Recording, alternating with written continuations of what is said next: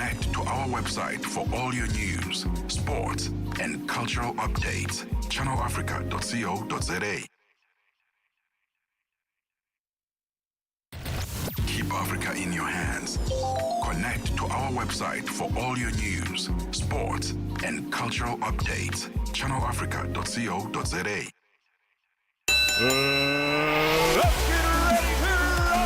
Catch your latest scores and sports highlights. Stay tuned to Africa at Play with Neto Chemane on Channel Africa, the African perspective.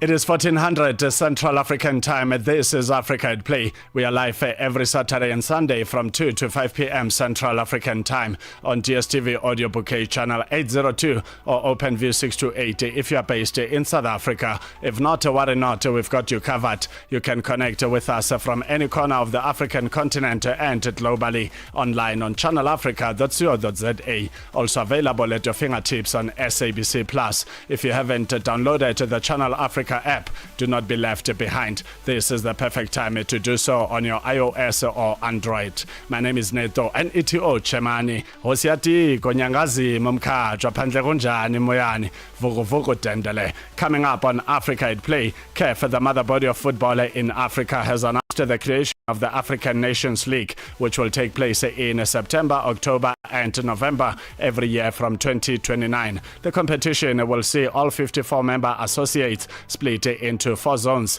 with 6 nations in the Northern Zone and 16 nations in the Eastern, Western and Central, as well as Southern Zones. Matches will be played in September and October, with the champions from each region meeting in November to decide an overall winner. Motsepe, the president of CAF, said the new competition will be equivalent of an AFCON every year, and it will be held in partnership with FIFA in order to attract top-class sponsors. And the question we are asking is, won't this move create fatigue for national team players? Let's find out from Isaac Chipatanga, a football analyst.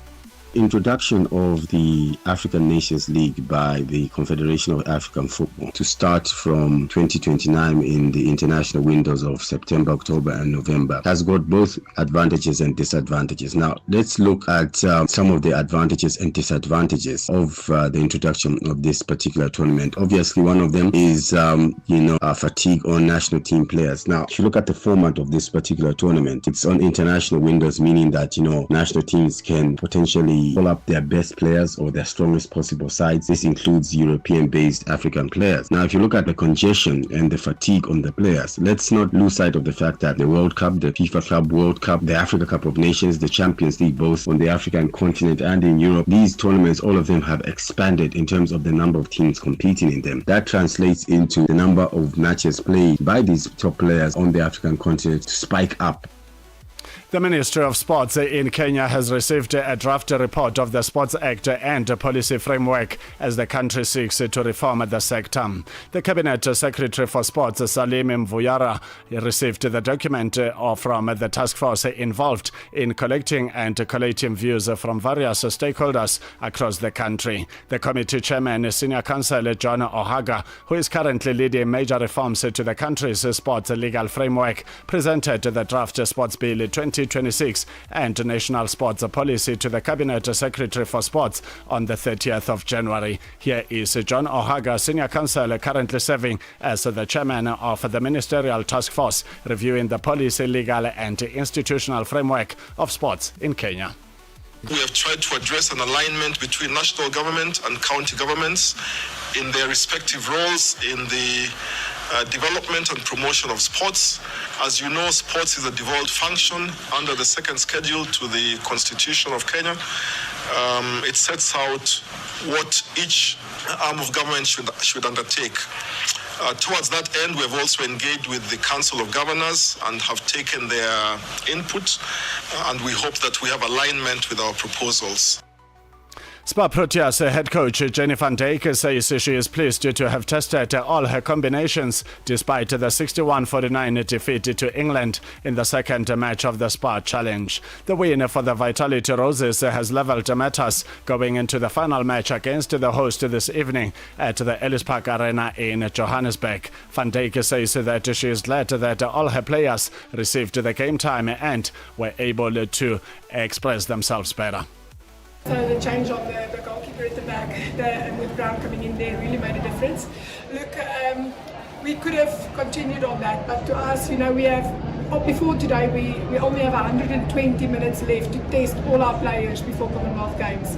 So for us, we knew with that first win secured and with the plan of what we're going to do for tomorrow secured, that today is the only opportunity we have to test these players. Both those combinations, I feel, have a lot of potential. 14:05 Central African Time. A very warm welcome to Africa at Play. If you have just joined us, do get in touch with us on our different social media platforms at Channel Africa 1 on Insta, X, Facebook, YouTube and TikTok. Also do make time to experience our new Channel Africa website to have an awesome Channel Africa experience, as well as downloading the new app if you haven't done so on your iOS and Android. My name is Neto Chemane. Let's now update you about the different sporting fixtures on the African continent and globally, starting with the United Rugby Championship URC matches that took place yesterday. It was a match between the Lions and the Bulls. The Bulls triumphed 52-17, while the Sharks defeated the Stormers by 36-24. In another match, it was Connacht who had a good day on the battlefield, beating Zebra by 31-15. Then Leinster triumphed against Edinburgh by 28-20. Ulster and Cardiff Rugby. Ulster had a good one, beating Cardiff Rugby by 21-14. Then Ospreys defeated Dragons by 19-13. And week 8 of 18 is only coming up on the 21st of February. It will be a match between the Lions and the Sharks. Let's also check other sporting codes that are happening this weekend.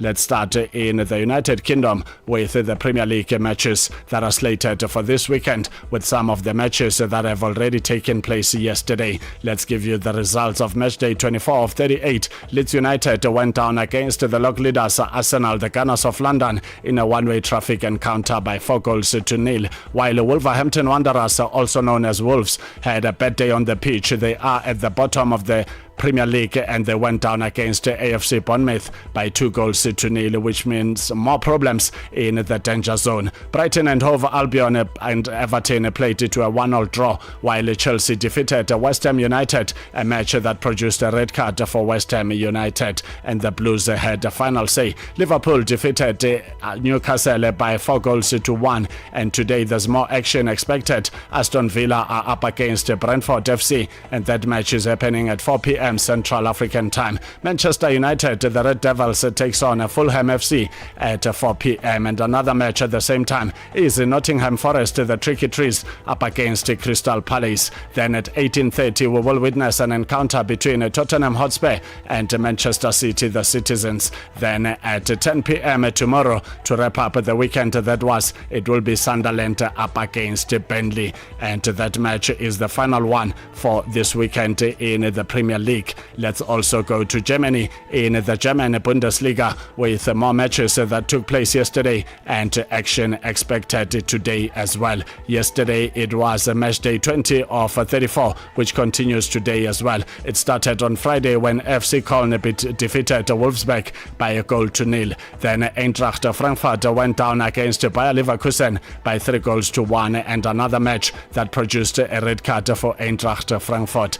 Werder Bremen and Borussia Mönchengladbach played to a 1-1 draw, while Hoffenheim defeated FC Union Berlin by 3-1. Then FC Augsburg up against St. Pauli. FC Augsburg winning this one 2-1. RB Leipzig went down by 2-1 against FSV Mainz yesterday. Another match that played yesterday was Hamburger SV, who held the reigning champions Bayern Munchen by 2-2 draw. And there was a match also. There's a match that's taking place today between VfB Stuttgart and SC Freiburg, and that match is happening at 16:30 Central African Time. Borussia Dortmund takes on Heidenheim, and that match is at 18:30 Central African Time. We take a short break. When we come back, we'll update you on more sporting fixtures that are taking place on the African continent and globally. Gender-based violence is destroying lives and tearing communities apart. It happens in homes, in schools, at workplaces, and too often in silence. But it doesn't have to continue.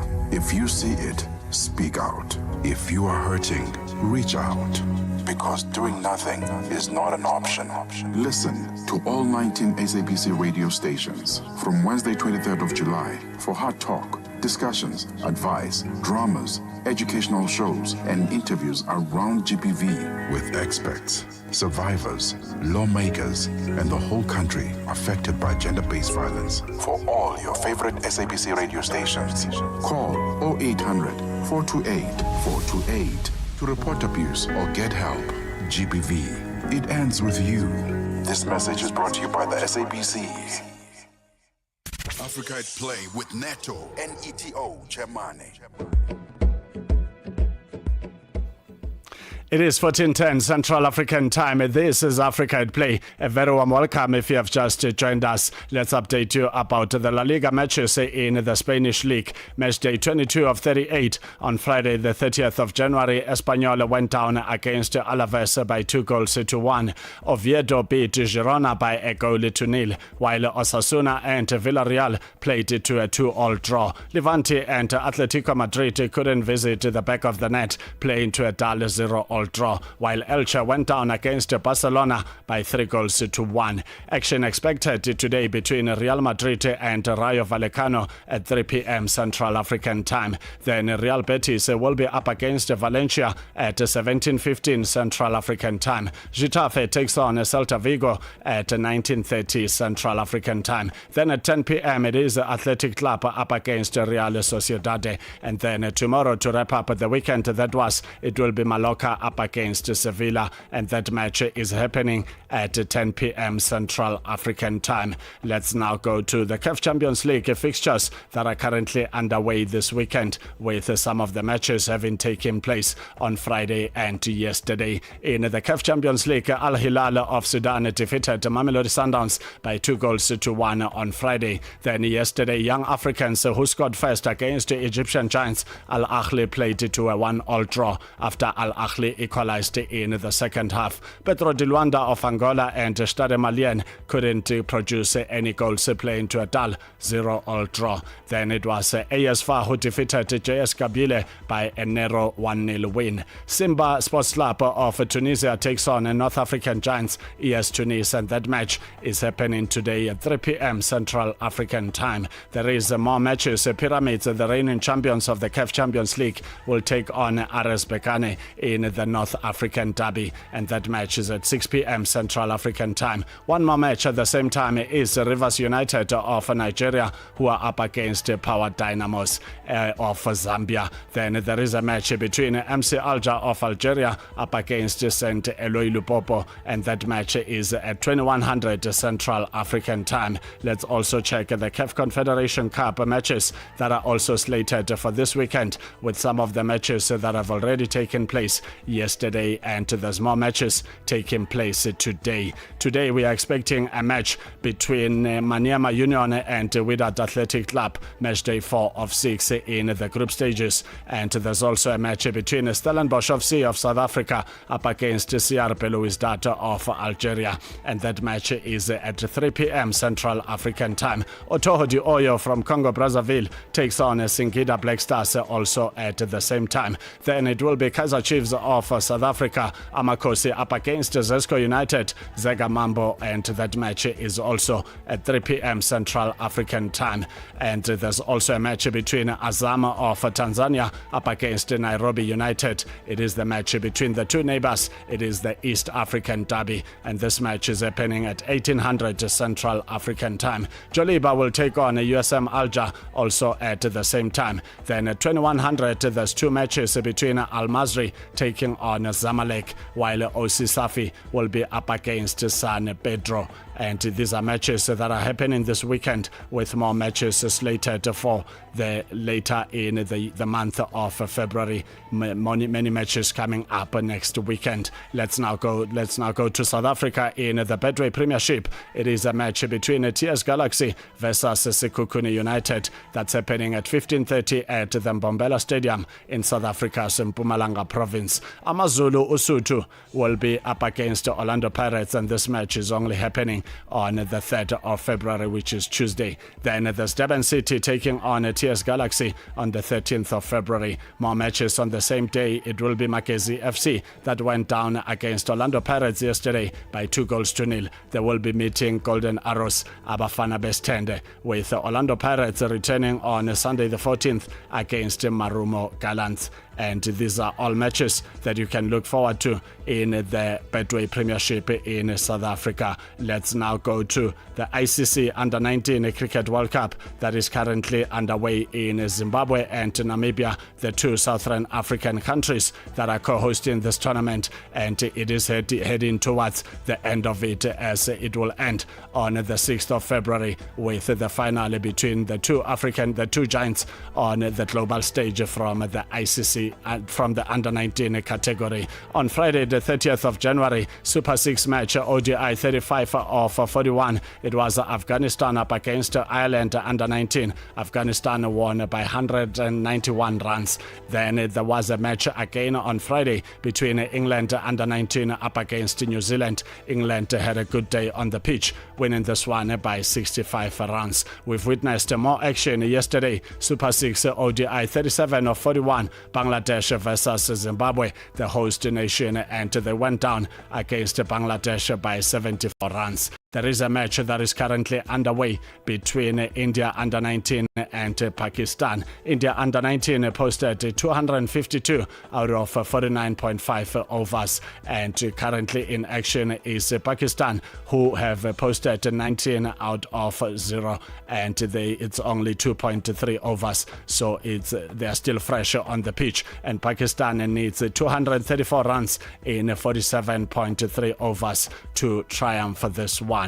And action will continue on Tuesday as the semi-finals will be taking place. Australia Under-19, they've already booked a spot in the last 4. They are still waiting to see who they will meet in the semi-final. In another semi-final, it will be Afghanistan Under-19, who are also waiting for confirmation of who they will meet. And out of the two semi-finals, then we will get to know who gets triumphed and crowned the champions of the ICC Women's World Cup. The ICC Under-19 World Cup that is concluding on Friday the 6th of February, as we've entered into the new month. Let's also check in the Big Bash League, or rather in the tennis world, as there's more action that's happening in different parts of the world. There is a match between Alcaraz, who is up against Novak Djokovic, and this match has been completed with Alcaraz posting 2-6, 6 and 7,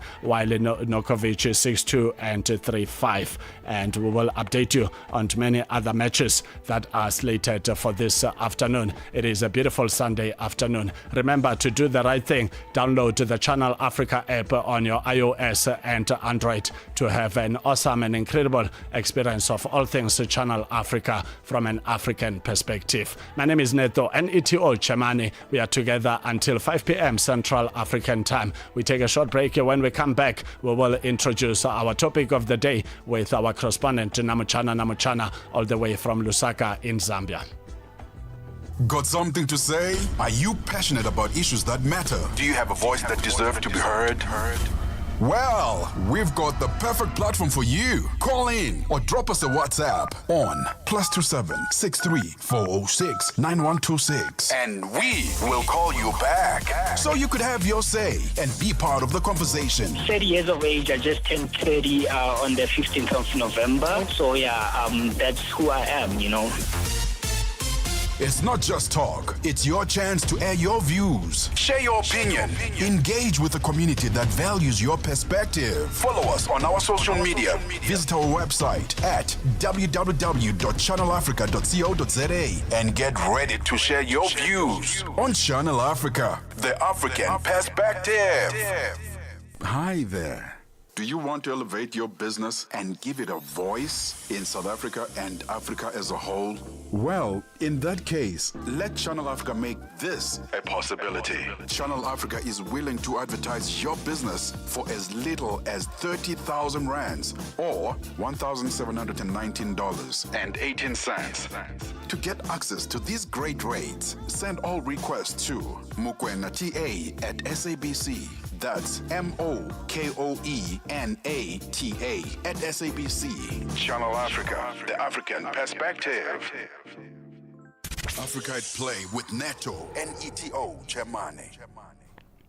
14:20 Central African Time. A very warm welcome to Africa at Play. If you have just joined us, we are now heading to our Southern African neighbors to land in Lusaka, Zambia, for our correspondent Namuchana to introduce our topic of the day. You can share your thoughts on this topic once you've heard the introduction from Namuchana. The number to dial is +27 83 288 6684. You can drop us your WhatsApp or voice note on this number, where we're talking about the creation of the African Nations League that will be taking place from 2029, where all 54 members of CAF will be active and eventually divided into different zones. Here's Namuchana introducing this topic. And the question we are asking, won't this be too much for national team players when we talk about things like fatigue, where players are unable to give it their all because of they've played a lot of football versus what they could have realistically played? We are interested in your thoughts. Let's go to Lusaka. The Confederation of African Football has announced the creation of African Nations League, which will take place in September, October and November every year from 2029. The competition will see all 54 member associates split into 4 zones, with 6 nations in the northern zone and 16 nations in the eastern, western and central and southern zones. Matches will be played in September and October, with the champions from each region meeting in November to then decide an overall winner. Mosepe said the new competition will be equivalent of an AFCON every year and will be played in partnership with FIFA in order to attract top-class sponsors. We are asking, won't this move create fatigue for national team players? I have with me Wezi Mazunda. Wezi, the Confederation of African Football have said they have introduced what they are calling African Nations League, which will take place in September, October, November from 2029. They are saying it will be equivalent to AFCON. Wezi, won't this move create fatigue for national team players? African Nations League, very interesting. Won't this move create fatigue for national team players? So starting from 2029, every year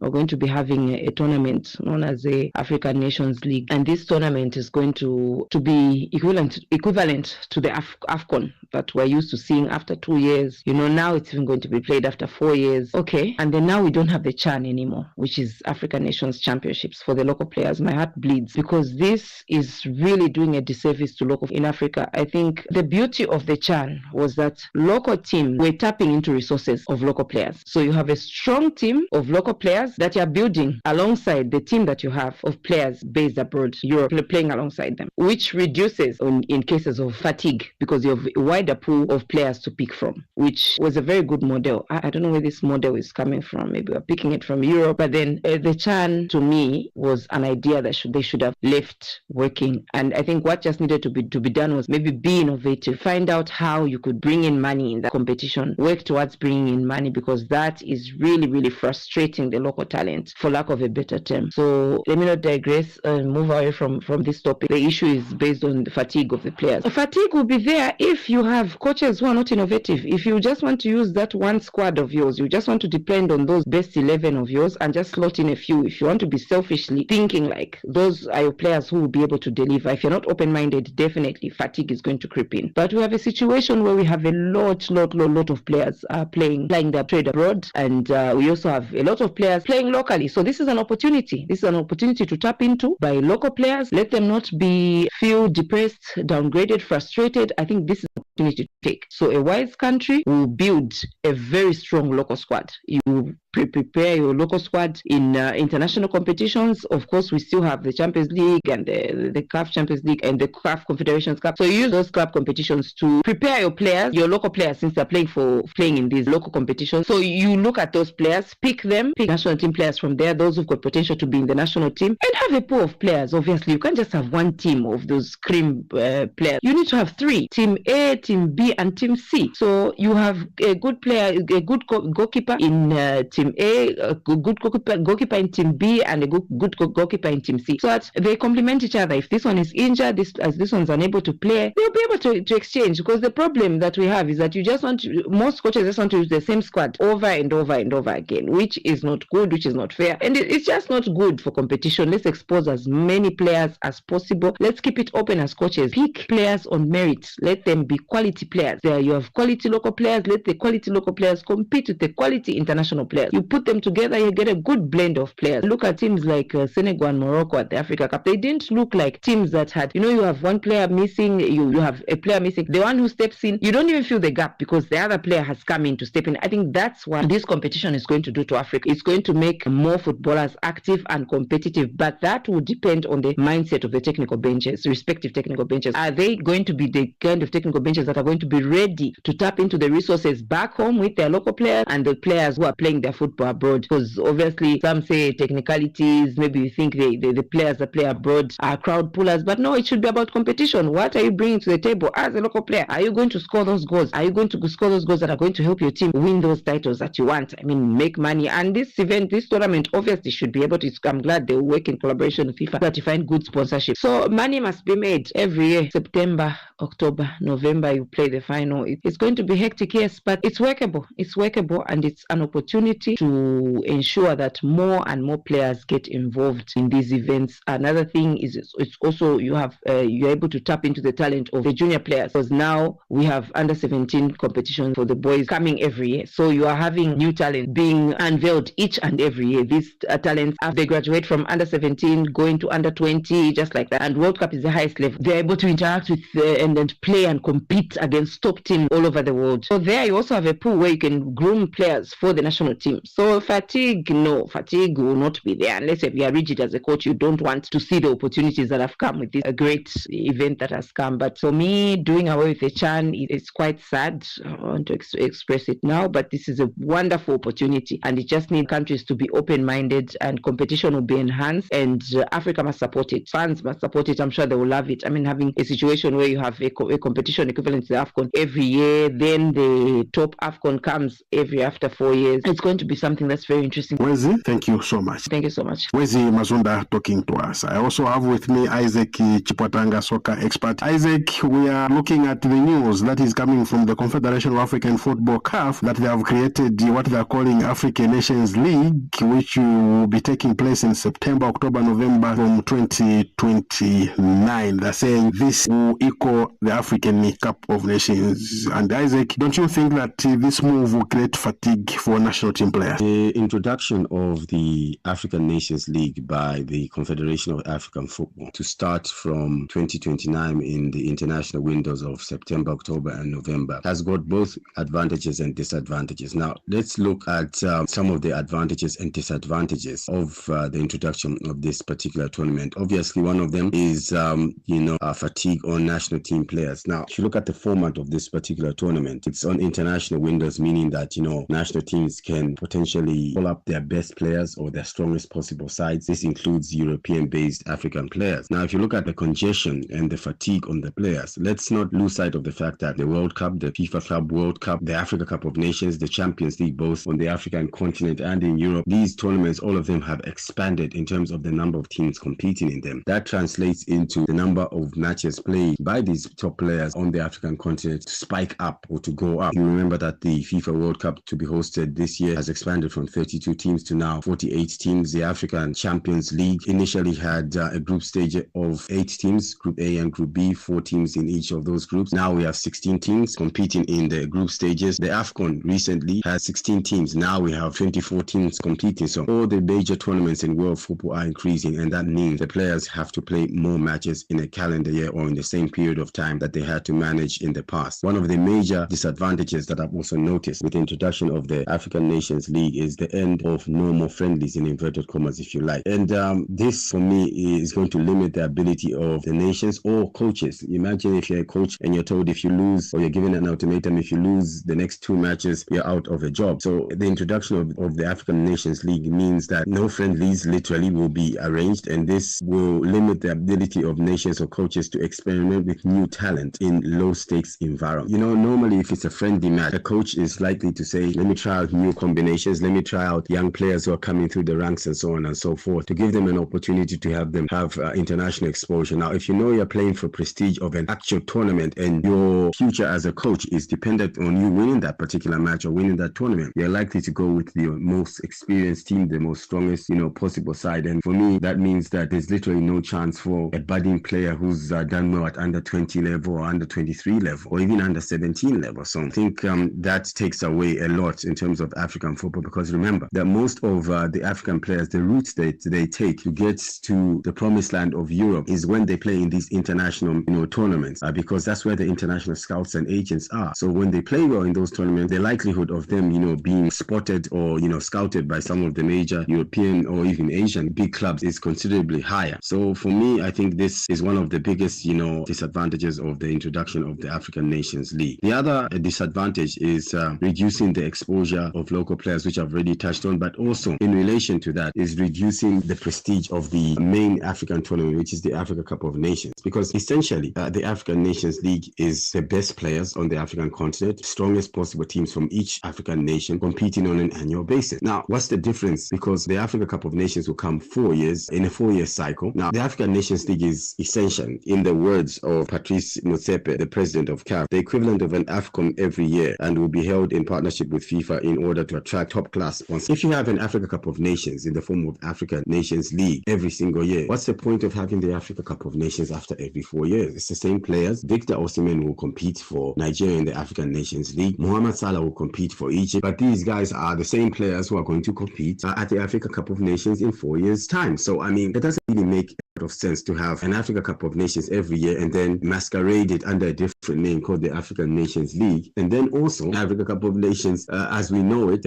after 4 years. Why not just say we're going to have the Africa Cup of Nations every year? It doesn't make sense. And I know what Dr. Patrice Motsepe is doing, and it's one of the major, I think, advantages of having a businessman. And this boils well with, I think, the advantages that I'm going to look at. When a businessman is at the helm of any organization, I think the most important thing is that he's looking at revenue and the increment of that revenue or potential sponsors, investors to come into the game, which is a very, very good thing. And for me, I think that is the major advantage of having this African Nations League. It all boils down to the money that could potentially, come into the coffers of the Confederation of African Football. And as a result, the Confederation of African Football can channel that, money that is realized from the African Nations League into other programs, like, for instance, better infrastructure on the African continent, which will obviously help in terms of developing, young players and so on and so forth. But also, channel, money into, women's football, for instance, which needs a considerable, injection of cash, and of course, youth competition or youth development programs and so on and so forth. So the introduction of the African Nations League, one of the major advantages, without a shadow of a doubt, is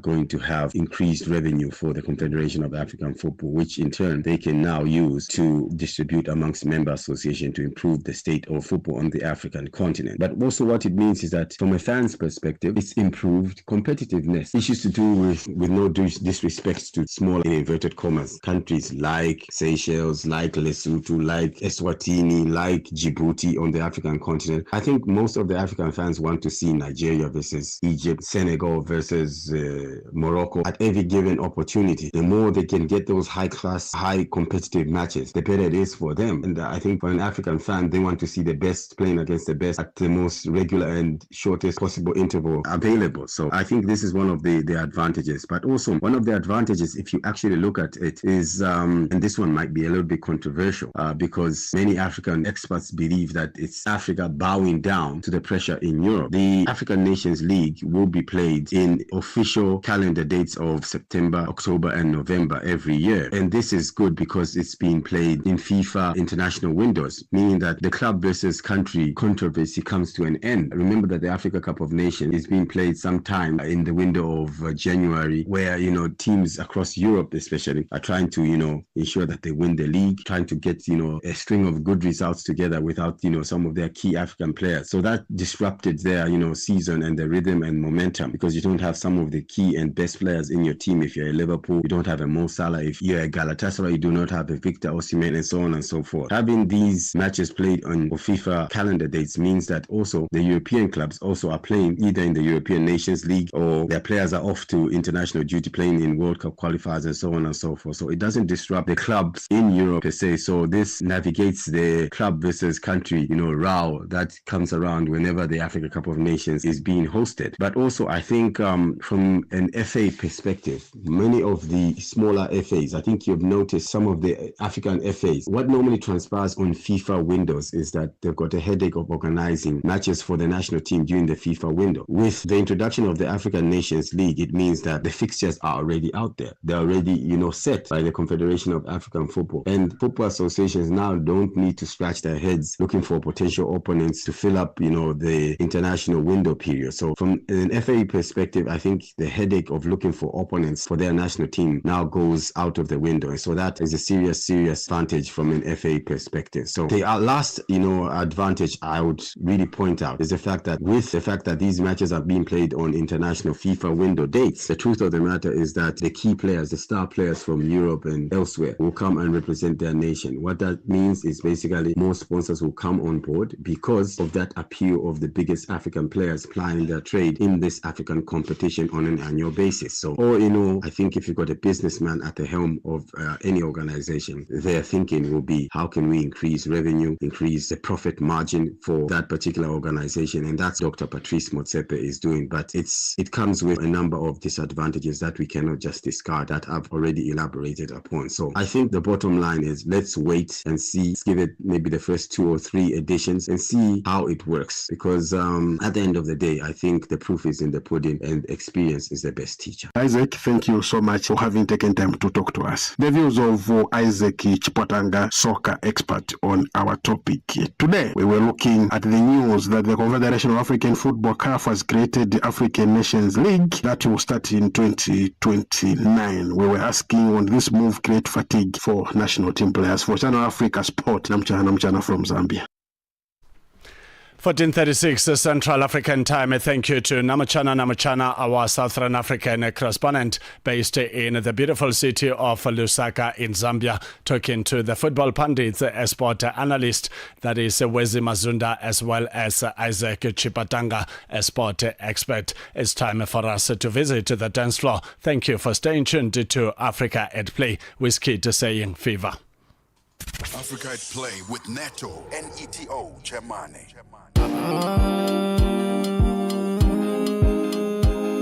Yeah, star boy day for you.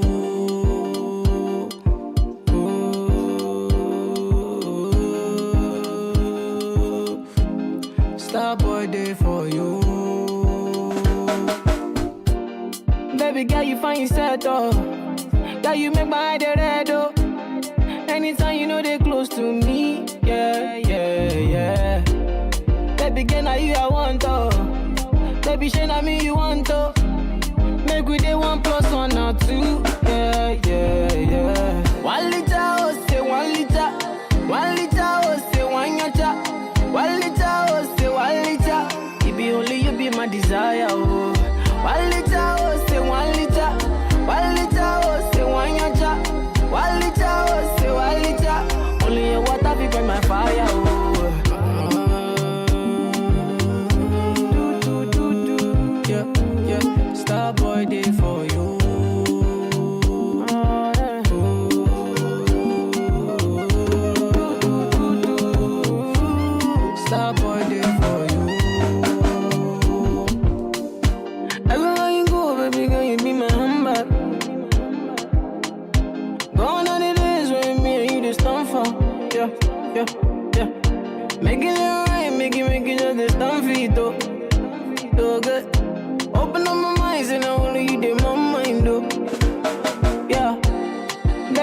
find yourself, oh.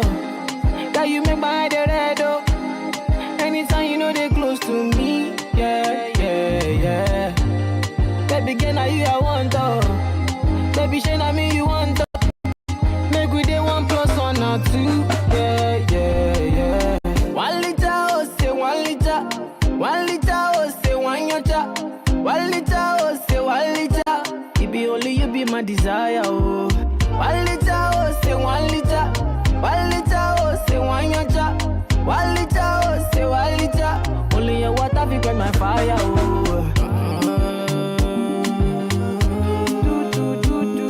Yeah, yeah. Star boy day for you.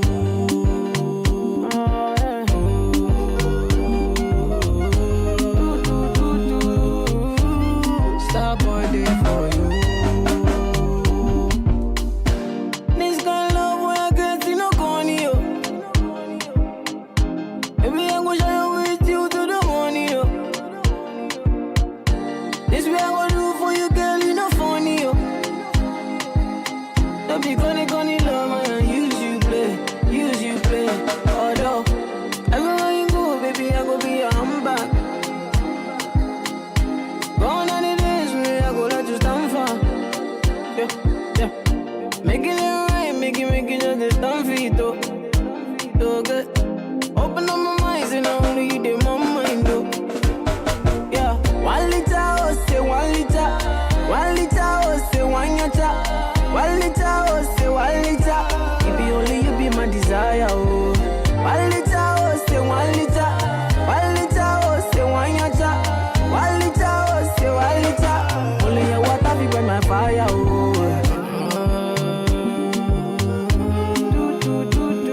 Yeah, yeah. Star boy day for you.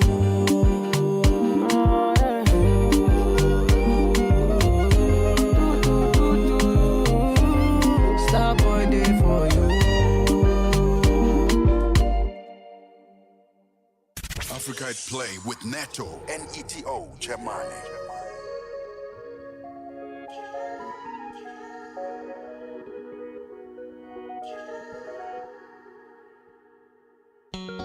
It's a big world out there. Sometimes where you come from is not where you belong. So know that. Sometimes where you come from, they not happy if you see you prosper. They not happy if you see you grow. So you find another place. You got to see the world. See the world. Got to see the world. Yeah. Don't let no one hold you back or let them block you away. You got to see the world. Got to see the world. There's so much out there could be better than what you know. I feel the vibes to pack up my bags this morning and see what the world has out there to offer me. Offer me. Now it's a very big world out there, and it's better I go and I see what I have to offer. Then I sit there and wonder, 'cause I know there's a place I've been waiting. You see me out there lovely for what I have to offer. I know the same is out there for you. Follow your heart and you let go. Never you be afraid of change. That's what your life is waiting for. You got to see the world. See the world. Got to see the world. Yeah. Don't let no one hold you back or let them block the way. You got to see the world. Got to see the world. There's so much out there could be better than what you know. You know we got to see the world. You know we got to see the world. Singandizele Dubai, sindizele America. Kotabuku butlo bjulika yala mi Africa. Izindabane mifulana masafa. Kanye nabantu, we got to see the world. Izindabane mifulana masafa. Kanye nabantu, we got to see the world. See the world. Got to see the world. Yeah. Don't let no one hold you back or let them block the way. You got to see the world. Got to see the world. There's so much out there could be better than what you know now. Move, share, love. Good. I've seen the world. People have all different colors. Welcome with love. I feel so proud. soso kutambulucha ewe chikwata tewe binyuma okumanya kunji sawale people just paper baby ganye ngabadaleta yokuiga binji noji munji. Never you give up on searching for better. The doubters can tell you whatever. Just know the possibilities are there are endless and forever. So never give up on yourself. And don't you worry about nothing else. Because if you can't help yourself, how can you help someone else? Always reach for the stars and in climb. And never forget who you are. Cause you're gonna face so much more than you'd bargain for. Never you hold back yourself for fear of what's out there. That could just be what you're waiting for. You got to see the world.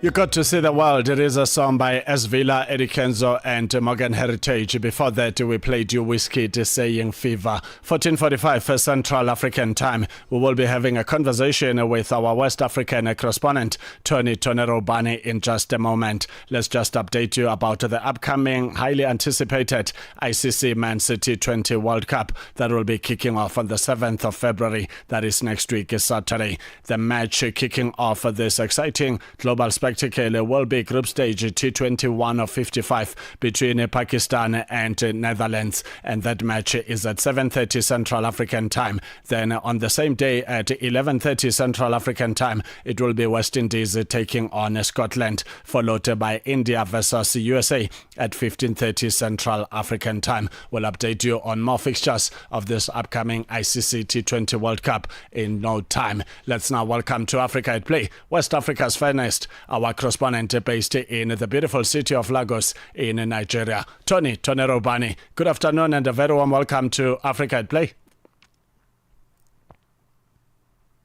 Africa, thank you so much for having me. Thank you so much indeed. So, Bani, let's get on to it, starting with the CAF Champions League. It must be a big game for Rivers United, looking for nothing but maximum points against South African Power Dynamos of Zambia. What are we looking forward to? I know we're looking for a win, and Finidi George has said that much. You know, when he reiterated that his team desire is to secure the maximum points against Power Dynamos. If you remember, the Port Harcourt club will take on the Zambians in a match day 4 encounter at the Gospel Akpabio International Stadium Uyo today. Rivers United are still searching for their first win in the group stage, Neto, and that makes it very, very dicey and very, very important for the Port Harcourt side. But also, so many people also think that it's going to be a river too far to cross for them, because the former Nigeria Premier Football League champions, you know, held Power Dynamos to a 0-0 draw in the match day 3 encounter last weekend, and everything points to the fact that they are up for a win. Finidi is upbeat that they can beat their opponents, and this time around, quoting him, he said that we just need not to talk much. We need to go there, put in the hard work, and get the maximum points. Remember that Finidi will also be playing in Uyo outside his place in Port Harcourt, because the Port Harcourt Stadium, according to CAF, is not up to standard. It's all about winning. If we can score more goals, it will be an added advantage. I can tell you that we will give all in the game. We have been defending well recently, and I believe good defense win games. We will try to defend and score goals. That shows you his mindset. He's going to be playing defensive, because so many people have criticized him that Rivers United defense have really been porous. That is why they've not been able to win a single match. Today, he'll be defending and at the same time hoping to attack and get a win. Neto. So, Ubani, Nigeria is one of the exciting countries on the African continent with over 200 million people in population. I'm just looking at the reality of being able to book a spot in the Super Eagles squad. It must be tough for the Nigerian Premier Football League players that plays in domestic football versus those that plays in competitive leagues abroad. What's the situation on the ground? I'm certain those players must be feeling like we are not given the attention we deserve. We are equally good players. Yes, indeed, Neto, the players are feeling left out. I must say they're feeling lonely in the crowd, if you ask me, because there was time, when these players, were all gotten from the Nigerian league. Most of the players that played in the national team were all from club sides in the Nigerian league. But unfortunately, time has come and gone. The players themselves cannot make it up. And there has been a raging controversy, raging arguments over the players in the league, if they are good enough for them to, be able to be called by Eric Chell. A lot of ex-internationals have absolved Eric Chell from blame because some of them say that the Nigerian league is not good enough. And, of course, if you look at the statistics, just about that last week, the Nigerian league was rated, and of course, it was not among the first 10 in the world. Neto, I think that speaks volumes about the Nigerian Premier Football League, and of course, if you look at the officiating at the African Cup of Nations, there is no single Nigerian referee that could make it to be among the officiating officials, during the AFCON in Morocco, not just in Morocco, even before Morocco in Abidjan, no Nigerian was found capable, of being an official. It has dragged over time, and I think these are stats that point to the fact that the Nigerian league is going down the lane. And indeed, one of the ex-internationals, Mr. Igwebo, has equally raised, his own personal view that the players in the Nigerian Professional Football League, cannot get shares in the country's senior national team. Igwebo said that, that the home-based players, that featured in the Nigerian squad that won bronze at the recent African Cup of Nations, none of them can be found wanting to be there. The ex-international who made top marks in Spain and Israel during his own days, saying that the current squad is already saturated with good players who are doing well in Europe.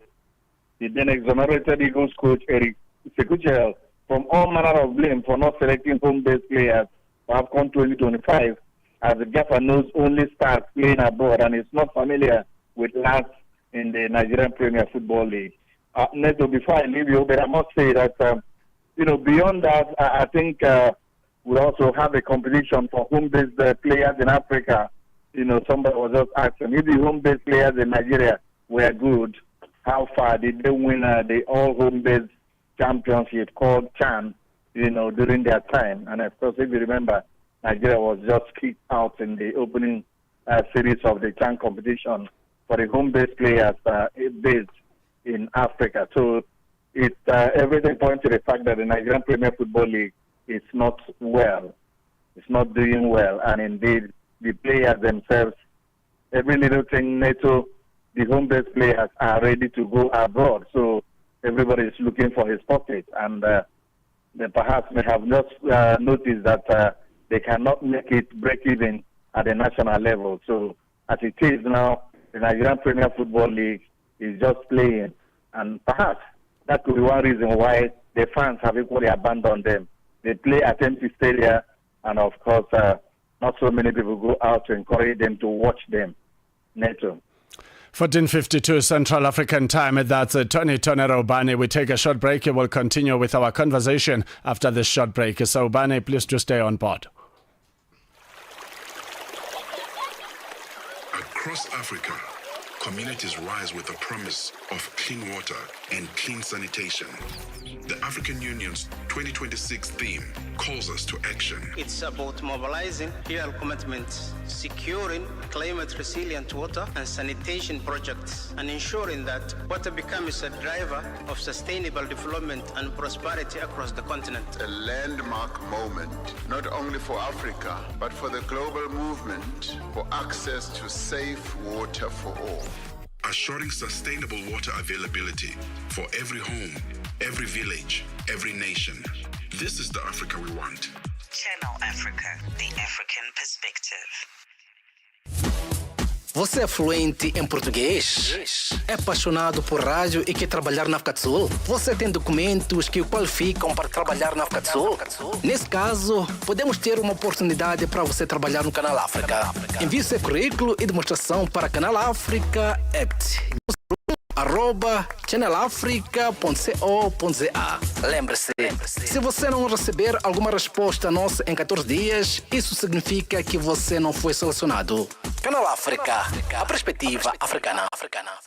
You like what we do on Channel Africa? Then follow us on our socials. Channel Africa 1 on all social pages. And get the African perspective. Africa at Play with Neto and Neto Chemane. 14:54 Central African Time. We still have Tony Tonero-Bani, our correspondent from West Africa, based in the beautiful city of Lagos in Nigeria, talking all things Nigerian and West African sport. I must say, Ubani, that what you've tabled before we took a break, it is disturbing indeed. And like you've rightfully said, if players that plays in the domestic league across the African continent are good enough, then we've got to see that when it comes to the CHAN tournament, which is earmarked for locally based players that plays in different leagues across Africa. And if you are unable to pull out your weight out of that competition, then it means that something is not correct with your domestic league. It is not as competitive as it should be, and that's why we see a lot of African players heading to different parts of global leagues, noting that the football career is a very short one. Let's move on with the conversation. I'm interested in your thoughts on our topic of the day, where CAF, the mother body of the game in Africa, announced the creation of the African Nations League, which will take place in September, October, and November every year from 2029, including all 54 member associates who will be split into different zones. And the question we are asking is that, won't this move create a fatigue for national team players, considering that in the mix of all of that, you also have an AFCON tournament that is happening every 4 years, but it also looks like you've got this AFCON tournament happening annually, which now comes in a different name titled African Nations League, but it could just be a group of people playing or hiding behind English. What are your thoughts on this one? Neto, it's quite disturbing, because I think the whole world, saw what Africans were able to do during the just ended African Cup of Nations in Morocco. I think the talents were not lacking, the organization were not lacking, and I think the African players, proved why they have become a major state of major league in around the world. But I think that unfortunately, the organizers of African football CAF, are trying to take the shine off the competition. One, I disagree, with the change in name and change in time, because creating all these things are definitely going to wear players off. And we already know that it's been a conjectured fixtures, for players, playing their trades abroad, and of course, coupled with these competitions that are going to come in between this, and of course, to be playing it, yearly. For me, I think there are too many changes that are really going to rub off the shine of football, not just only in Africa, everywhere in the world, because almost what is happening, the CAF itself is trying as much as possible to, emulate whatever is happening in the UEFA and other parts of the world. I think that there are too many congested time for the players. We should be thinking about their welfare. We should be thinking about rest for the players. And of course, you see that any player across any injury, the club will not waste so much time, treating or caring for that person. And once you are gone, you are gone. Those are my thoughts in nature. 14:58 Central African Time. If you have just joined us, a very warm welcome to Africa at Play as we're saying goodbye to the first hour of Africa at Play. Heading to the second hour, we've got our West African correspondent, Tony Tonero Ubani, talking to us about all things West African and Nigerian sport. And we also got to hear from Namuchana, our correspondent based in Southern Africa, in Lusaka, Zambia, talking to the award-winning sports journalist, Wezi Mazunda, as well as a football analyst, Isaac Chipatanga, on the exact same topic. And we've heard Sir Isaac raising the fact that it does not make sense to have this situation. However, he also qualified his point to say the advantage out of this situation could be that CAF will be able to generate more income, as it has been indicated that they will partner with the mother body of football globally, that is FIFA, to make certain that they draw the attention of good sponsors for these upcoming years, the new coming years from 2028 to 2029, where the Africa Cup of Nations will then be played on a 4-year cycle, but also making way for this African Nations League that will involve all 54 member associates, and they will be split into different zones, and eventually we will get to a point where we can get to exciting times of getting to know who the overall victors will be. So Ubani, please to stay on the line as we say goodbye to the first hour. We will wrap up our conversation on the other side of the second hour. Thank you for choosing Africa at Play. Shaya. Keep Africa in your hands. Connect to our website for all your news, sports, and cultural updates. channelafrica.co.za. For 60 years, Channel Africa has connected the continent. Celebrate the journey. Celebrate the African perspective.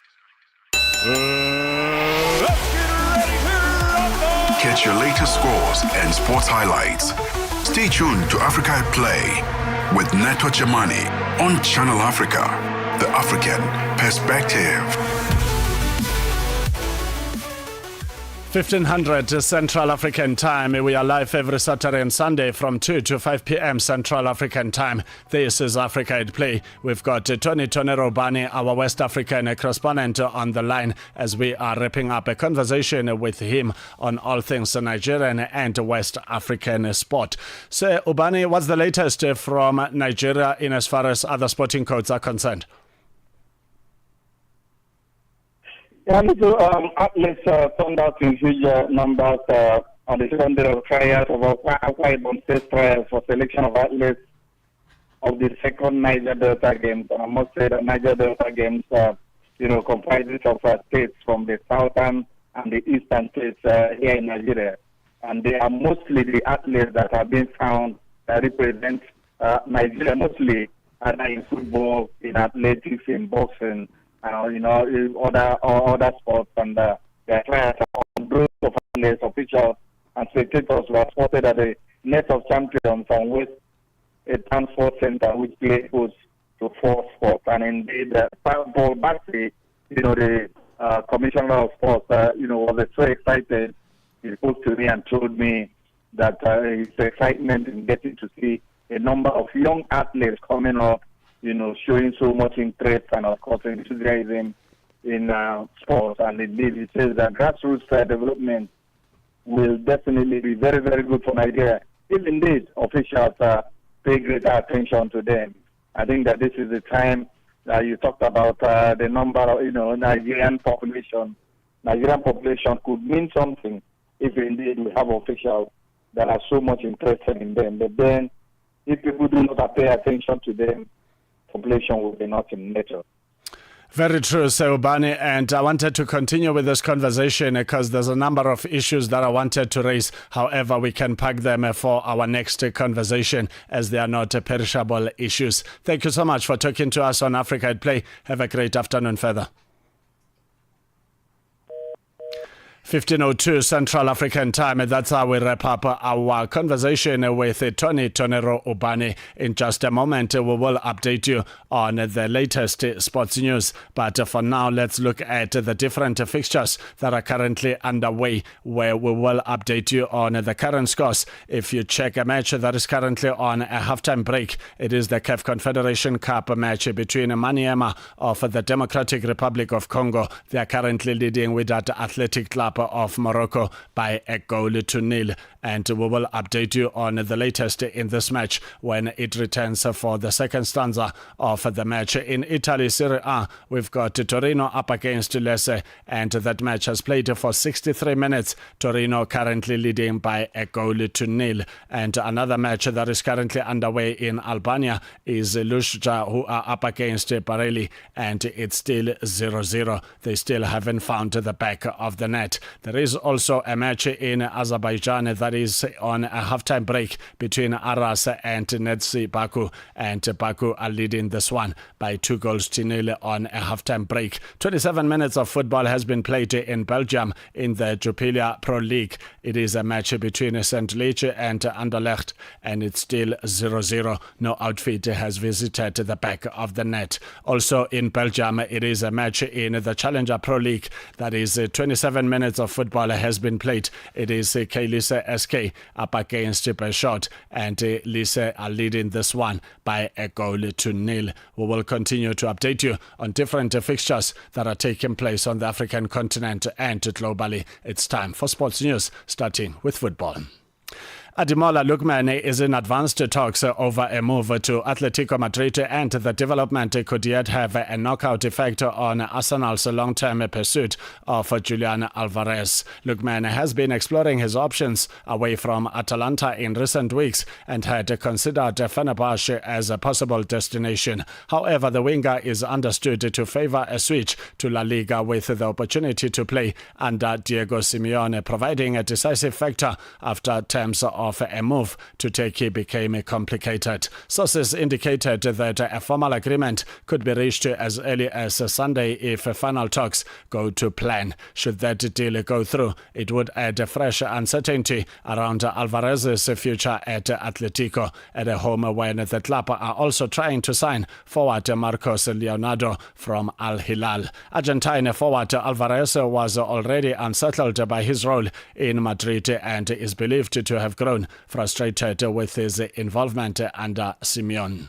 Still in football news, former Bafana winger Piwe Chabalala has reflected on his recent trip to Mexico as a FIFA legend, an initiative aimed at building excitement ahead of the 2026 World Cup in the Americas later this year. Now 41, the former Kaizer Chiefs star continues to reap the rewards of scoring the opening goal when South Africa hosted the global showpiece 16 years ago. Speaking to SABC Sport during the trophy tour, where he featured as both a FIFA and Coca-Cola ambassador, Shaba shared insights into what he described as a whirlwind 2 months. In December, received an invitation from FIFA to partake in the FIFA Legends game against Mexico, and I gladly honored the invitation. And yeah, I was well received in Mexico, even though I expected, a hostile situation, but the welcome was great. I had so much fun, and also, rubbing shoulders with the best in the world. It was an incredible moment, a highlight as well, and it was a game that was also celebrating the preparation as well, and also the build-up for the World Cup in Mexico. Chabalala, who wore his own FIFA legend attire, said getting recognition from the governing body once again proved the impact of not just his goal, but South Africa hosting the World Cup. That's what we all received upon arrival in Mexico. And yeah, it's a highlight. I mean, if you get recognition from FIFA, I mean, that's the highest level. That's the mother body of world football as well. So for me, it was such an honor to get that recognition, and also even to get an opportunity to play with the best players in the world, to share the dressing room and also get to experience, their other side, the personal side, and the kindness as well, and their warmth. So I really had a great time. Shaba was also part of the team that travelled to Rwanda and back to Johannesburg with the World Cup trophy on a private jet. On Wednesday, I travelled to Kigali for the Coca-Cola World Cup Trophy Tour. That's where we went to fetch the trophy and then travelled back with the Coca-Cola and FIFA team to bring the trophy here. It's exciting times, not only for me, but for the nation, for football-loving people to have the trophy in South Africa. And also it's very befitting that our national team is doing well. They've also qualified and they'll be partaking in the World Cup. And yeah, thank you to Coca-Cola for bringing the trophy here at home. And I'm sure it will inspire us as a nation. It will inspire Bafana as well, seeing the trophy here. On rating Bafana's chances in a group that includes host Mexico, South Korea and the winner of the European playoff, Shabalala is not writing off coach Hugo Bross's man. We're fully behind them and we'll always support them. I think they've earned the right, to be included in the World Cup. And it's their moment to write their own history. They have what it takes to perform at the highest level. They've demonstrated that, in Cote d'Ivoire, AFCON, and I think they'll do it. I mean, and with a new format as well of 48 teams, you must just make sure that you get enough points, to qualify to the knockout stages. And once you're in that stage, anything can happen. So I think it's one game at a time, and yeah, we're fully behind them. They're so excited. They look forward to the World Cup. They're all looking forward to the opening game, and they are friendly people. I didn't experience any hostility. I just experienced love, excitement as well, and they can't wait to receive the world. They can't wait to welcome South Africa, and I think South Africans will have a good time. But obviously, on the 11th, it's business as usual. We want to go for what we want. We're not going there for holiday. There's a lot at stake as well, and I think we will be ready. Come June, we'll be ready. CAF President Dr. Patrice Motsepe has reaffirmed the organization's determination to protect the integrity and global competitiveness of African football. Motsepe said he was extremely disappointed by incidents at the AFCON 2025 final in Morocco, stressing that CAF's judicial bodies must have the power to impose strong sanctions for serious violations. He has called a meeting of the CAF Executive Committee to review regulations and strengthen disciplinary measures. The CAF president also highlighted progress in improving refereeing standards, VAR operations and match commissioner expertise, pledging further investment to ensure African officials are respected as impartial and world-class. Motsepe concluded with confidence that African football will continue to be respected, admired and amongst the best in the world. In the meantime, Manchester United head coach Michael Carrick says he is not offended by a planned fan protest before Sunday's Premier League clash with Fulham. Carrick, who has overseen back-to-back wins over Manchester City and Arsenal in his second spell in charge, lifting United into the top four, but the 1958 supporters group insists its match outside Old Trafford is about ownership and not performances, with thousands expected to attend. Carrick praised the backing inside the stadium, calling the connection with fans pretty special in recent weeks and stressed the players have fed off that support. On to netball news. Spar Proteas head coach Jenny van Dijk says she is pleased to have tested all her combinations despite the 61-49 defeat to England in the second match of the Spar Challenge. The win for the Vitality Roses has levelled matters going into the final match against the host this evening at the Ellis Park Arena in Johannesburg. Speaking to SABC Sport, van Dijk says that she is glad that all her players received game time and were able to express themselves. And then also the change on the goalkeeper at the back and with Brown coming in there really made a difference. Look, we could have continued on that, but to us, we have, before today, we only have 120 minutes left to test all our players before Commonwealth Games. So for us, we knew with that first win secured and with the plan of what we want to do for tomorrow secured, that today is the only opportunity we have to test these players. And both those combinations, I feel, have a lot of potential. The 43-year-old mentor adds that the bigger picture is to have clarity on her combinations and looks to changing her game plan going into the series decider this evening.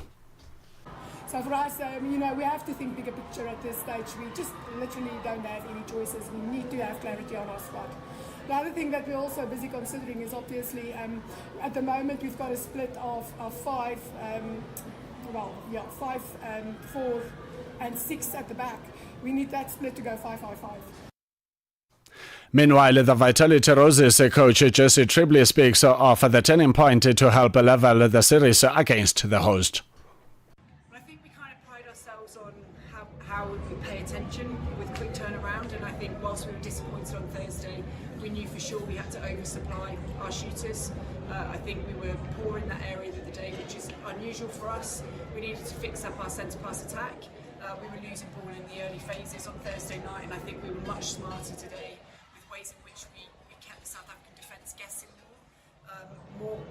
more players to cover, more decisions. We moved the ball better today, opened up some cleaner lines and tried to stay out of the contest. In credit, they're still going to be there or thereabouts, but I think our first, second and third phase was smarter in attack today, and I thought defensively some small adjustments from the other day in fairness, and then just a greater commitment to challenge in and around that transverse line, and also try to force those phases off their centre pass back or hold them up for longer because they're prolific once they get depth and speed on us, but I thought we put pressure on higher for longer today. And on to cricket news, Bangladesh ended their Under-19 World Cup campaign on a high note with a 74-run victory over Zimbabwe in Harare.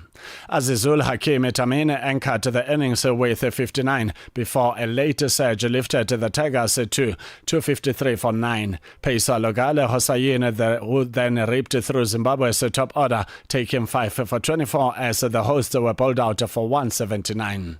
Captain Simbarashe Mudzarengege fought hard with 70, supported by Shelton Mavitorera at 42, but Bangladesh's dominance proved decisive. The result closes the tournament for both sides, with India and Pakistan set for today for the final semi-final spot. Australia, England and Afghanistan are already through to the last 4. In the meantime, Ishan Kishan smashed his maiden T20 international century as India sealed a 4-1 series win over New Zealand with a 46-run victory in Tiruvarangam. Kishan blasted 103 off just 43 balls to power India to 271 for 5 before Ashdeep Singh claimed a 5-wicket as the visitors were bowled out for 225. Finn Allen top scored for New Zealand with 18. India, ranked number 1 in T20 cricket, now turn their focus to defending their World Cup crown starting next Saturday against the United States in Oman. Kishan said his priority is to carry this form into the tournament. And finally, in cycling news, Denmark's Tobias Lund Andersen sprinted past Britain's Matthew Brennan to win the Cadel Evans Great Ocean Road Race in Geelong. The decathlon CMA CGM rider claimed his second World Tour victory of the season, adding to his Tour Down Under stage win in Adelaide. Anderson teamed his surge perfectly in the final clash along Geelong's Esplanade with Australia's Brady Gilmore finishing third. The 23-year-old Dane has enjoyed a stellar start with his new team, collecting 9 career pro wins and eyeing upcoming challenges at Tirreno Adriatico, Dwars Vlaanderen and the Giro d'Italia. Defending champion Maura Schmidt crossed fourth, while Etrias Nathanael Tesfatsen rounded out the top 5. The race climaxed with 4 laps of the finishing circuit, including the punishing Chalambra Hill climb, before Anderson decisive sprint sealed the victory. 15:17 Central African Time. You are still tuned in to Africa at Play as Delilisia Shire. We take a short break. All things Africa at Play continues shortly. Hi there. Do you want to elevate your business and give it a voice in South Africa and Africa as a whole? Well, in that case, let Channel Africa make this a possibility. Channel Africa is willing to advertise your business for as little as 30,000 rands or $1,719.18. To get access to these great rates, send all requests to mukwena@SABC. That's MOKOENATA@SABC. Channel Africa, the African perspective. Your life, your rhythm, your Africa. Channel Africa. Find it for free on Google Play and the Apple App Store. Africa at Play. Beautifully, happily marrying sports and music. 15:18 Central African Time. A warm welcome to Africa at Play if you have just joined us. The Vodacom Bulls and Hollywood Bets Sharks showed true grit in a thrilling round of Vodacom United Rugby Championship derbies on Saturday to walk away with crucial victories against the Lions and DHL Stormers, which not only proved that they could be finding their form at the right time, but it also gave them a handy nudge on the standings. The Vodacom Bulls delivered a dominant display of rugby against the Lions in the eagerly anticipated Jackson Derby in Johannesburg, scoring an impressive 8 tries to 2 by the hosts for a rewarding 52-17 bonus point victory. Here is the Bulls coach Johan Ackerman in the post-match press briefing. Okay, welcome to Coach Akers. Thanks to the media. Guys, we'll get cracking straight away. He's on a bus shortly. So we'll take your questions. Thanks, Ken. Congrats, Johan. That looked like a very pragmatic win. I mean, you guys used your kicking game really well. It basically gave you control of the game. And then on attack, you did a lot of your forwards carrying just off the edges of rucks and that, and it really seemed to work. Yeah, I think we wanted to mix it up a bit today, and the boys got the balance well. There was 1 or 2 opportunities probably out wide as well, but we didn't. I think Andre felt that Paul was did well, and we just stick to that. And I think you correct. The first few aerial contests went our way. And that's the fine margins of this game. There was games in the past that bounce didn't want to come our way. So obviously you take the wins like that. I'm just proud of the guys, of the effort, because it takes a lot of effort, the way we played, and the boys played well. Johan, you put 50 points past the Lions here. Do you feel that performance was coming? You've been putting in all the hard yards, and now it's finally arrived. Yeah, I think, Mike, I wouldn't, I'm just pleased for the win. Again, like I said, the last few weeks we haven't played 80 minutes, and we made a lot of errors, like silly mistakes, and then the back-to-back is costly. Today we made a few mistakes back-to-back, but luckily we didn't concede. But when we got it going, we really did well, and I always felt that's somewhere there. We just have to get the passes stick and get the momentum going. So yes, you were hoping for that, but obviously the first half exceeded our expectations. We played really well, and 1 or 2 mistakes, like I said earlier, but we bounced back well from that. Was it a bit of a bittersweet sort of homecoming for you? I think it was your first game back here with a different team since you left. Yeah. So, to obviously get such a big win in a place where you got so much success, you must be proud of your team, obviously, especially sort of vindication of all the hard work they've been putting in, but also against the team that you feel a lot for. Yeah, I mean, obviously I've got close ties with the Lions and I always will have.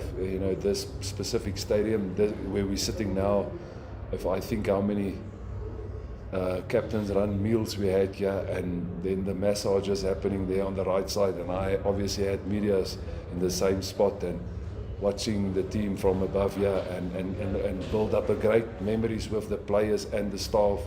And this was, like you said, I came for a test in the past to Ellis Park, but never on the field, never in the change rooms. So a lot of memories came back when I walked on the field today for the first time. But obviously, that's memories that you will last for always, but you start building new memories, and I'm with a new team now, and I'm starting to build new relationships with those players, and they now my sons, and that I looking after, and I wanted them to do well, and it was just strange to walk the other side, walking to the right side and walking to the other side after so long time, but but I mean, obviously we wanted to win. That was ultimately the goal. Johan, you're into the top 8 at the moment, going into a break now, and in the last bit of the season, you must be feeling confident though that you can push on in the top 8, given that you've got a nice run of fixtures at home, and even your couple of away trips aren't the most sort of daunting of places that you're going to. Yeah, I mean, I think the only thing that happened, Ken, is we probably hang in there. We put ourselves in a good position. Like I said earlier in the week in the media, we're in the top 60 now, so now anything can happen there. Playoff game, yes, Glasgow is a top game. They showed it last night again, but if we can put a good team out and we can compete like we can, then you never know. Now we're in the URC, and I think the Edinburgh and this Lions game just hopefully will be better than if you think you lost that game, the amount of work you had to put in then after this break. So it just keeps us in touch, but it's early days. That we've achieved nothing.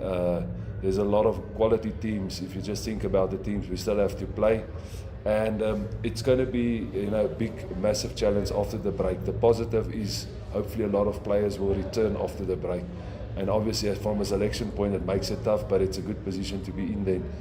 And like I said, all I want is the players to enjoy what they're doing, and if we can get into playoffs, I don't think, like I said, any team really wants to play us, so then we give ourselves a chance. And Johan, Hunter has come in for quite a bit of stick recently, and he didn't have the best start today, but he really grew into the game, and sort of in the second half was then pulling the strings really nicely. Do you think that was a nice bounce back performance from him, and something that we'll see a lot more of going forward now? Yeah, I mean, Andre has showed his pedigree. He's put his hand up when he needed to for teams that he played at Leicester, at the Bulls in the past, and with the Springboks. So yes, that mistakes is frustrating for him because of the kind of player he is, and he's hard on himself. But I'm sure the team is. We all make mistakes, and therefore, once the good thing about Andre is he doesn't, let mistakes make him negative. That's because of his character and the player that he is and the experience that he's got, and he showed it during the game. Obviously, he never let it get him down, and the players is around him, and that's what you do. That's what you do with your fly-offs. You back them, and then hopefully when we need it to, that mistakes won't be there, and we'll get the best out of him. But he's a quality player, and he's shown it many times, so we just have to be patient. You mentioned yesterday, the struggles that you had selecting your team this week with all the 50-50s and everything, and you must be really pleased with the way some of the sort of fringe guys stepped up today and showed that, if you are missing the Canans, the Bunnies and those oaks, you've got the guys who can put in that big performance and get you a good win. Yeah, I'm very pleased. I think those players, grabbed the opportunity, and now they're making selection difficult because the jersey is nobody's jersey. You have to earn the jersey, and when players start playing well, that obviously makes it difficult from a selection point of view, regardless of who didn't play. So credit to those players who stood up, and luckily, and I'm honest, we finalise.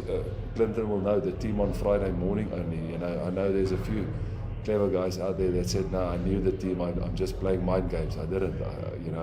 We physically waited for guys until Friday, and guys only heard they're going to play, and they played really well today. So that's the pleasing thing. Final question. Coach, congratulations on the team win. But rather, just comment on how you managed the game of the kick of the boot. Sorry, I missed who. Oh yeah, no, Ambrose. Again, we took every team that plays a 6-2 take a little bit of a risk at the back. So we knew that either Keegan or Handré or maybe some backs must play 80 minutes, and obviously we said to Emmy, you're probably going to play 80 minutes if Keegan goes on and covers somewhere else. And he did, and he played a great 80 minutes, and his kicking game was spot on today. It gives us a really opportunity to contest those balls. He obviously is a speed, a lot of speed if he gets a little bit of a sniff of a break. But obviously the forwards played well, the team played well, but Emmy did his job that he needed to, and really proud of everyone. Really proud of not just the playing 23, but the players that prepared the team. Outside of that, so pleased. Not to single out any player again, but Marco first time coming on at 16, scrumming, and how was his impact in the second half? Just so you're happy with how he went about the game today in the second half? Yeah, no, Marco has made a massive difference this last 3 weeks coming off the bench, and he's hungry to play. Similar to Emick, we didn't use him as long as we wanted to last week, So luckily he was fresh, and the same with Marco. That fight that he brings, with all the other guys coming off the bench is great, and hopefully that can keep going on for us in the season, because like I said, we haven't achieved anything. Still a long season to go, and we're going to need every player to contribute. Doesn't matter. Mpilo came on with, I think, 6 minutes to go and scored a try, and that's why I say, so everybody's got a role to play, and Marco did his part as well. Thank you, Coach. Thanks, guys. Dank julle. Thanks, Glenn. Safe travels. Thanks. 15:29 Central African Time. That was the Vodacom Bulls head coach Johanna Kerman reflecting to the United Rugby match where they came out the victors. Let's now visit the dance floor with a song by Ayampama featuring Kabomo, and it is titled Mind the Heart.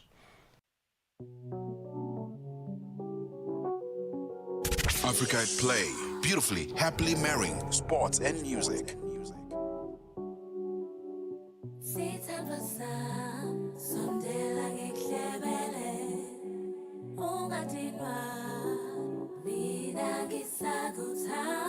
When I hear your song, I miss you.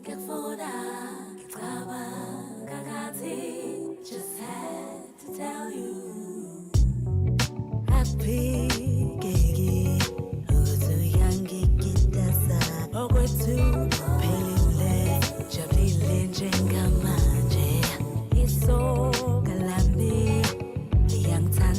He was made for me, not for him.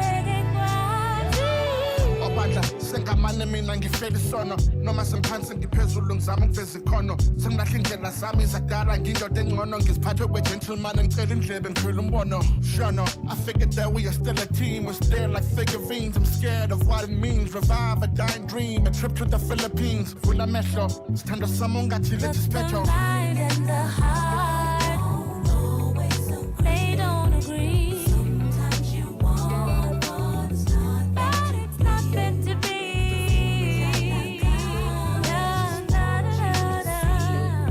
the mind and the heart don't always agree. 15:33 Central African Time. It is a song titled Mind the Heart by Ayampama featuring Kabomo. We've got some voice notes on our topic of the day. If you have just joined us, a very warm welcome to Africa at Play. Let's take one from Eric Lechuleng, where we're asking a big question about the ongoing latest news from the CAF president, Patrice Motsepe, who introduced the African Nations League that will involve 54 member associates across the African continent who will be split into different zones. And eventually we will get to find out who are the ultimate victors of the African Nations League that is slated to take place from September, October and November from 2029 onwards. And the big question we are asking is, will this not create a situation of players getting fatigued, especially the national team players? Let's find out what are the thoughts of Eric Lechuleng, a Motsweding FM football commentator, talking to us on Africa at Play. Good afternoon, Africa at Play. I'm Eric Lechuleng from Midrand. Mr. Neto and the team, I certainly like the idea of our CAF president, Dr. Patrice Motsepe, for this great initiative. But when we flip the coin and look at the introduction of the African Nations League, I think it could lead to players fatigue, given the already packed international football calendar, with top players often playing for both their clubs and national teams. Adding more matches might strain them. CAF and FIFA will likely need to manage the schedule carefully to minimize conflicts and ensure player welfare. The added competition could also bring more opportunities for African players and increase the profile of African football. So, yeah, it is what it is. But let's hope for the best. That's all I can say. Nice show as always. Thank you to Eric Lechuleng, who shared his thoughts with us on Africa at Play. We've got another voice note from Yamkela Sifingo, who is a sports journalist and a journalism lecturer. Let's find out what are his thoughts. A good afternoon to you, Neto, and a good afternoon to the listeners of Africa at Play. This is Yamkela Sifingo. Well, my view on the topic of the day is that with the already existing tournaments that we do partake in within the tournament, and also considering the local leagues in which our players get to compete in throughout the season, it is going to be adding an extra traveling, an extra type of fitness. So it's obviously going to cause fatigue for the players. It also means there has to be more injection in terms of money that is invested, because the traveling alone, the accommodation is going to be a problem. And obviously, our players will not really have time to rest, if they be partaking in that type of a tournament of such nature each and every year. It's going to be a bit too much. It also means that there has to be more depth in terms of the squad, and also there has to be a pool that is created so that we are able to circulate players instead of having regular faces appearing in our national team. That's Yamkela Sefingo all the way from Eastern Cape. We've got one more voice note from Apiwe Ngwenya. Hi, Africa Play. This is Apiwe Ngwenya. I think there are far too many competitions taking place across the continent. Looking at South Africa itself, the many competitions happening within the league that already contribute to player fatigue. And then looking into the national window, where some players do get some rest if you not get picked, but then you still have some team training. And there's already a huge problem, whereas the AFCON calendar does not correspond with the European calendar or the other big leagues. So attracting top talents to actually leave their major clubs across Europe to come compete in this league would be an issue. So I do not really foresee this competition taking off that well, or maybe clubs sending their top talent for it, because then that means they are risking those top players in their own leagues. This really does sound similar to the European League, that what they were trying to do, the European Club League, taking away from the Europa League and the Champions League. It also didn't take off quite well. It wasn't really a great buy-in from there. But we'll just see how it goes. But I just think that they're trying to attract viewership to the African continent, but they might not be doing it the correct way. 15:39 Central African Time. Thank you to our listeners that shared their views on our topic of the day. Send in those voice notes. Africa at Play remains incomplete without your voice. If you have just joined us, a very warm welcome to Africa at Play. As Delelisia Shire. Let's take a short break. When we come back, we will connect with a sports journalist from Southern Africa in South Africa, Peter Johannes Modiba, to look at the upcoming match in the CAF Confederation Cup. It is the Southern African derby between Amakosi and Zega Mambo. It is Kaizer Chiefs taking on Zesco United of Zambia. Stay tuned. This is Africa at Play. Ukatili wa kijinsia unaharibu maisha na kutenga jamii. Hutokea nyumbani, shuleni, kazini na mara nyingi kwa ukimya. Lakini hauwezi kuendelea. Ukiona, ongea.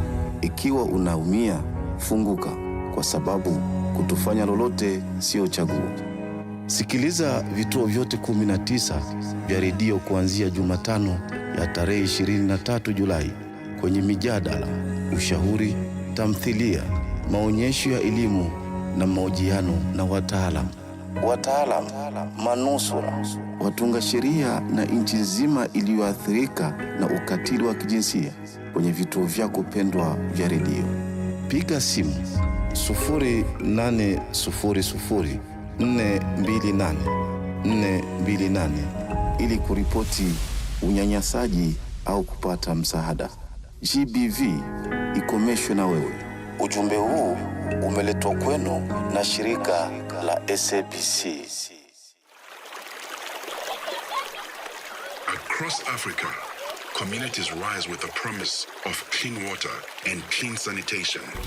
The African Union's 2026 theme calls us to action. It's about mobilizing real commitments, securing climate-resilient water and sanitation projects, and ensuring that water becomes a driver of sustainable development and prosperity across the continent. A landmark moment, not only for Africa, but for the global movement for access to safe water for all. assuring sustainable water availability for every home, every village, every nation. This is the Africa we want. Channel Africa, the African perspective. Africa at Play, beautifully, happily marrying sports and music. 15:42 Central African Time. If you have just joined us, a very warm welcome to Africa at Play. Kaizer Chiefs of South Africa is on up against Zesco United of Zambia in the first leg of the group stage match of the ongoing CAF Confederation Cup. Kaizer Chiefs triumphed by a 1-0 away from home, and now in the return leg, they are leading Zesco United by a 1-0. 41 minutes of football has been played. Let's take you to the live action. I mean, holding it up here. He's practically was outnumbered by 3 players on that occasion. The Namibian referee quick to get to the scene of the crime and keep things nice and calm. And he's going to have to work hard this afternoon. If they are going to play awfully, he's going to have to work extremely hard now. What can Zesco do in the last 5 here? And trying to maybe put a bit of doubt in the minds of the Kaizer Chiefs players. Keep in mind, it's a big week for a couple of South African clubs in the Confederations Cup, or maybe a big day, I should say, for Chiefs and Stellenbosch, both live on SABC Sports. And we are proud to tell the story of both the CAF Champions League and the Confederations Cup, and both these sides again we'll have a big week in the way of the Nedbank Cup, where Chiefs are the defending champions. So quality football coming up from a local point of view, as has been the story since the start of this campaign. Luga. Chipeshi. Well, they have improved a lot in their passing game here and getting the ball into that final third again with his back scrollers. I mean, mentioned how tough that job is going to be. 2 touches with that's a difficult ball to bring down. Will not be easy to get against the likes of Miguel and Biniga. Well, in the way of that's lovely football. I have to take down on the far side, and he's gotten them going. The Nedbank Cup, where they are the defending champions, they'll want to do well, because you'll remember the way they ended last season. The Chiefs going to the Nedbank Cup final against Orlando Pirates, who won a lovely run from a Nedbank Cup point of view. Lagazi with the skill. But one could argue the turnaround for Chiefs in the way of form. They've seen them growing confidence coming into this current campaign, and seeing them amongst the top 3 and in the Confederations Cup. Started with the Nedbank Cup at the end of last season. Huge win it was for them. So surely they'll be eager to impress. And in this season, strongly from a cup point of view, the Nedbank Cup locally. So much more the reason for us fans to look forward to that game against Stellenbosch midweek, where we'll be up against Gavin. 15:45 Central African Time. The match between Kaizer Chiefs and Zesco United of Zambia continues. As it stands, it's 44 minutes of football that has been played. It will go on a half-time break in just a moment, depending on the referee's optional time. And the commentator there is Sizwe Click Mabena, who is an SABC Sport English commentator. Let's now welcome a sports journalist from Southern Africa in South Africa, Peter Modiba, to talk more about this match that is currently underway. Peter, a very good afternoon and a warm welcome to Africa at Play. Well, it's a very good afternoon to you, Neto, and also the listeners as well, and thanks for having me on this wonderful Sunday afternoon. Thank you so much indeed for joining us. In the first leg that played back in Zambia last weekend, Kaizer Chiefs were able to win away from home with a narrow 1-0 victory. They are back on the battlefield hosting Zesco United, and as it stands, they lead by a 1-0, a goal scored by one of their strikers, Lilepo. What does this mean for the Amakosi faithfuls? Do you think it will finish like this, or do they stand a chance to increase the scoreline? Because it looks like goals have been scarce, but people will tell you that 1-0 is the champion score because the opponent couldn't equalize. With the Kaizer Chiefs lately, they've been having this intentions of scoring a one goal and be able to defend or protect the lead. So that has been their strength so far. But then you check even this wonderful Zesco United. This is the team that knocked them in 2019 when Kaizer Chiefs were coached by Ansby Dendorf. I still remember one of the goalkeepers, the Virgil Fries, there was in goals. He made a bit of blunders there. Kaizer Chiefs lost by 5-2 aggregate. But then you check again in that first leg match, I think for me, Kaizer Chiefs started brightly well, scoring an early goal courtesy of Kulemodi, but then they couldn't carry on scoring more goals and attacking more. So I don't know if maybe fatigue of traveling also disrupted them, and the fact that the pitch was a little bit bumpy. So, but then you check today, I saw some first 30 minutes of the game, they are in a comfortable dominance, and look at how Zesco United were careless in terms of defending that goal, Neto. You want to clear the ball, but he ended up deflecting the ball to specifically Ndlovu, who found Villaga's one touch involved with Silva, and then look at how coolly Tutineko finished that goal. I think he needed that because this is a player whom at some point has been off form, and after he scored that crack of a goal midweek, I think this is a confident boost, and he just is regaining his confidence following that stand off a goal he scored midweek. So, but so far, I think they can hold on, and at the very same time, looking at Al Masry as well as Zamalek, if they get to play a draw, Kaizer Chiefs will stand off, going top of the group standings. 15:48 Central African time. That is Peter Modiba talking to us on Africa at Play. He is a sports journalist and follows the game of football very well. Peter, let's also talk about the Kaizer Chiefs run in terms of the depth that they have in their squad. Are you satisfied with it? We've witnessed a very quiet January transfer window from the Amakosi offices in Naturena. Could this imply that they've got enough quality and there was no need to beef up their team? For me, yes, I will say I'm satisfied because some of the players did not get a run. I can name the likes of Nkanyi Soshinga, the left back. I can also name the attacking midfielder, Ethan Shislet. You check up front, they've got the likes of Wandile Duba, Kioso Ikodaro, Flavio Da Silva, and so for them, I think they've got, when I try to count them, including Ashley Dupree, it's close to 5 strikers, of which Kanye Samayo also into the list as well. So they just need to work on their composure. So apart from that, they've signed well. Also, only what they need to do is to allow that essentially new signing, who is a creative player, because of the likes of Shabalala as well as Castillo Ciruno, their performance is a little bit inconsistent. Only if they can work on that. But so far, I can't complain much because of they are doing well. They get results. Had they struggled to get the results in the 3 games that they played so far in all competitions, I would have questioned marks to say they need a striker and then also a creative player. But so far, so good.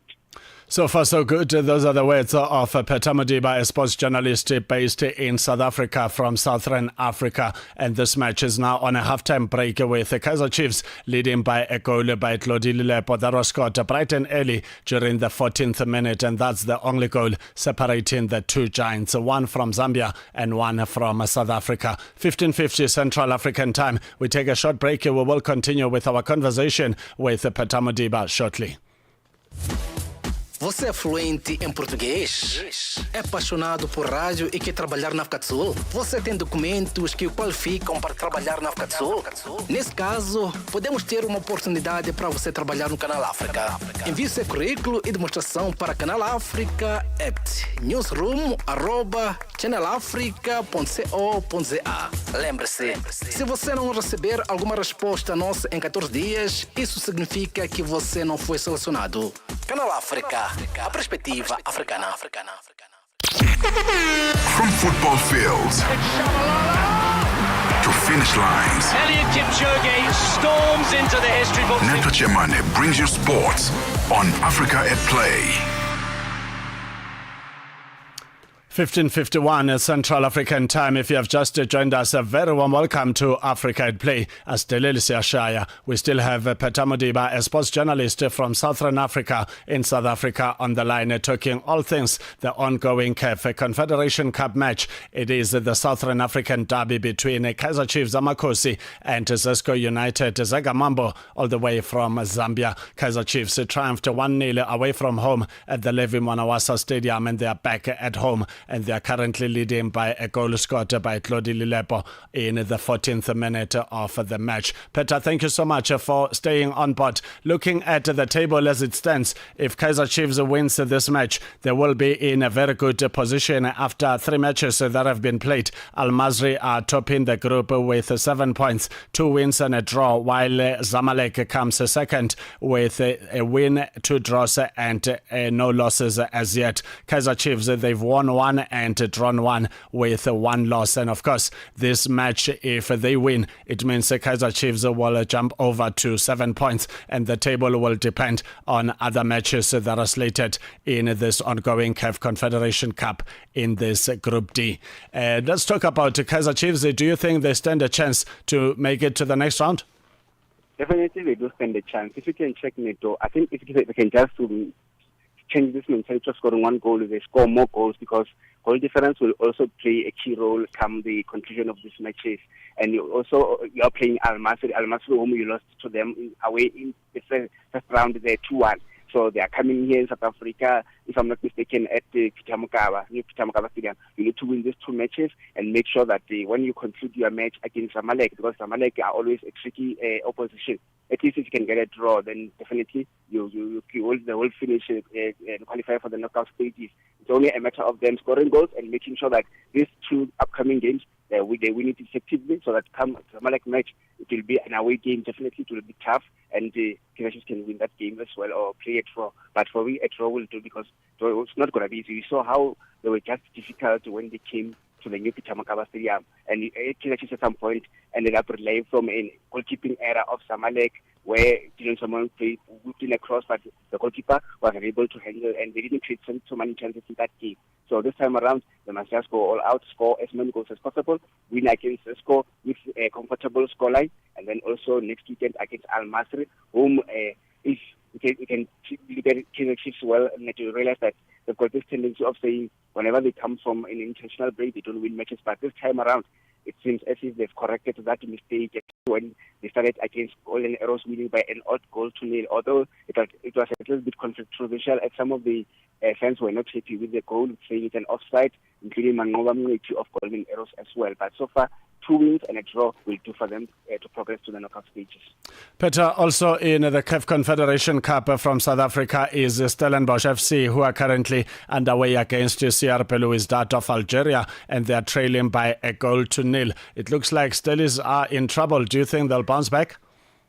Very difficult one, especially when you are playing against the coach of Fiat Ramovic, the former TS Galaxy goalkeeper, whom recently was at Young Africans, but didn't last long. And it seems as if he's going to do the double over. Still is coached by Gavin Hunt. I don't think Neto will be able to come back, because you look at Gavin Hunt, he just came in recently, and currently he's only played 1 game against it was School, if I remember very well, where they lost by an odd goal to 0, a goal that was scored by Tsogofatso Mabas. But they haven't played so many matches, but then I don't see them going to progress further as far as the CAF Confederation stuff is concerned. So they are in a must-win situation when I look at Stellenbosch. There you have it from Peter Modiba. Peter, as we say goodbye to you, let's also reflect to Kabuyelo Masandawana, who went down by 2 goals to 1 in Kigali against Sudanese giants Al Hilal on Friday, as these Sudanese giants are currently playing temporarily in the Rwandan League because of the ongoing civil war in their native country, Sudan. Your thoughts? Yeah, I managed to watch that game, Neto. I realized that Sundowns made blunders, especially leading to the way they considered the 2 goals, where Denis Onyango made a blunder, considering unnecessary penalty, where I felt the player was just far from the goal post. And then you check as well, Marcelo Allende. You look at how Jean-Claude of the very same Al Hilal unleashed a grass cut home as well. I felt Denis Onyango should have done better. As you know, they just rested to Ronald Williams, as there was a criticism with regard to him that been conceding lots of goals. Then they try to come back, Asasalese, or the crack of the goal at the roof of the net. I think for that, I'll blame the coach as well, Miguel Cardoso, to say, how do you put Peter Shalulile as well as Asasalese on the bench? These are quality strikers. Every time Asasalese has been on form, he's improved from last season. You look at Peter Shalulile, every time he comes in, there's a difference. I also watched him in that Betway Premiership match against Kukuni, where before they scored the 2 goals, he was showing the signs that he wants to score, he wants to play for the club, but it seems as if the coach doesn't believe in him much. So, and then you check the very same Al Hilal. I think it's a moral boost for them because currently they are top of the standings and they are still unbeaten, having won 2 matches and drawn 2 matches. That shows that the likes of Mohamed Al Maram are doing well for the very same Al Hilal. So I think for me, it will be pressure on Mohamed Sundowns to say, okay, St. Eloi Popo this evening are in action against the MC Alger that is coached by Rulano Mokoena. If they get to collect the victory in that game, Neto, definitely Mamelodi Sundowns will drop third. And this means that come the last game, they will be in a must-win situation to say, Rulano Mokoena is coming to South Africa, Loftus Stadium. As you know, it's just held Sundowns a bonus draw, and it will be a matter of you want to prove a point of the fact that the very same AMC Alger are not doing well currently. They are rock bottom, having only drawn against Sundowns and lost other matches as well. So far, it poses much pressure to say the fans are not happy with the sporting director, Miguel Camondi. Should I say Fleming Beck? The fans are not happy with Coach Miguel Cardoso. So it seems as if I foresee them maybe going to part ways if Mamelodi Sundowns don't progress to the knockout stages, because as you know, every season it is their aim to say Mamelodi Sundowns must conquer in Africa, but then they need to fix this thing of saying you can't conquer in Africa, whereas here at home you've got your Nedbank Cup, your MTN 8, your Carling Knockout Cup. You're not winning either of the trophies, of which I even spoke about goalkeeper Roland Williams to say you back at SuperSport United, you're winning those trophies, your Telkom Knockout, MTN 8, Nedbank Cup. But why is it difficult for Mamelodi Sundowns for him to clinch those titles? So those are some of the aspects we need to work on. If you want to conquer Africa, you have to start at home. Although you don't win all of them, but just like Orlando Pirates, as we saw last season, they did absolutely well winning the MTN 8, and at some point they won 2 MTN 8 and the what you call Nedbank Cup. But then when they got to whether it was just a matter of saying you need to win this CAF Champions League, they crumbled against the Pyramids. Pyramids, whom currently are the other defending champions, and they will be in action against the RS Berkane, of which it reflects me back to the Super Cup, which RS Berkane lost to the Pyramids by 1-0, as both sides. RS Berkane had won the CAF Confederation Cup, and also the RS Berkane, should I say, Pyramids have won the CAF Champions League, so which poses a huge threat. But then for me, Mamelodi Sundowns are under immense pressure. There you have it from Southern African sports journalist Peter Modiba, Orange from South Africa. Peter, thank you so much for your contribution to Africa at Play. Have a good afternoon further. Good afternoon. As the lady Shaya, so we talk more. Thanks for having me once again. It's good afternoon to you, the team behind the scenes, as well as our very lovely listeners.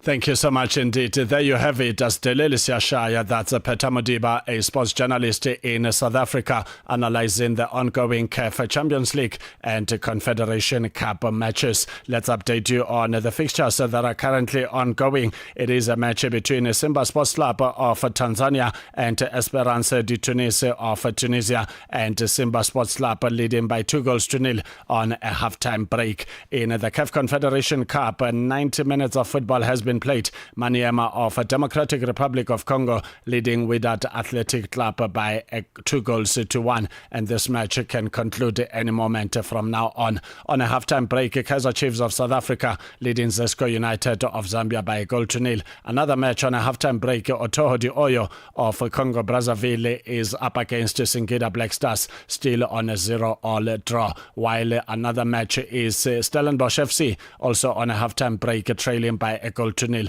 against CR Belouizdad of Algeria.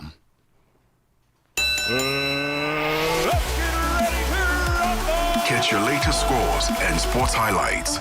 Stay tuned to Africa at Play with Neto Chemane on Channel Africa, the African perspective.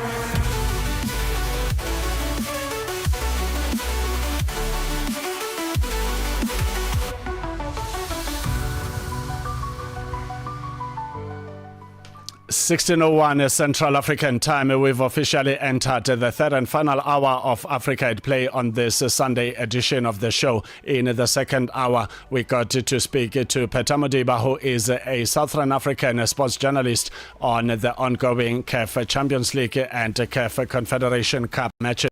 We also spoke to our West African correspondent, Tony Robane, on the latest in Nigerian and West African sport. And let's kick off this first hour by visiting the dance floor with a song titled Server by the legendary Oliver Ngoma. Africa at Play with Neto and Neto Chemane.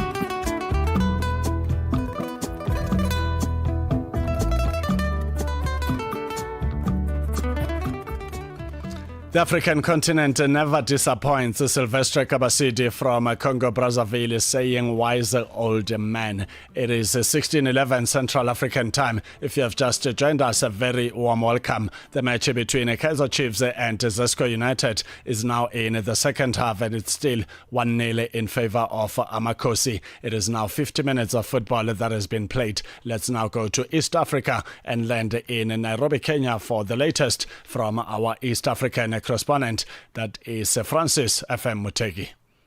The Ministry of Sports in Kenya has received a draft report of the Sports Act and Policy Framework as the country seeks to reform the sector.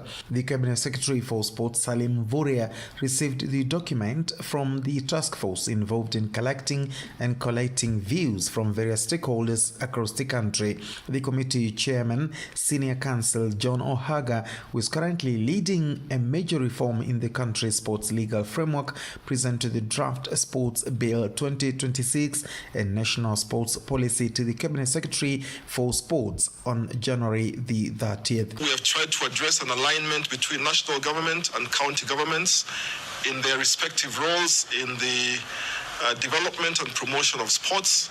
As you know, sports is a devolved function under the second schedule to the Constitution of Kenya.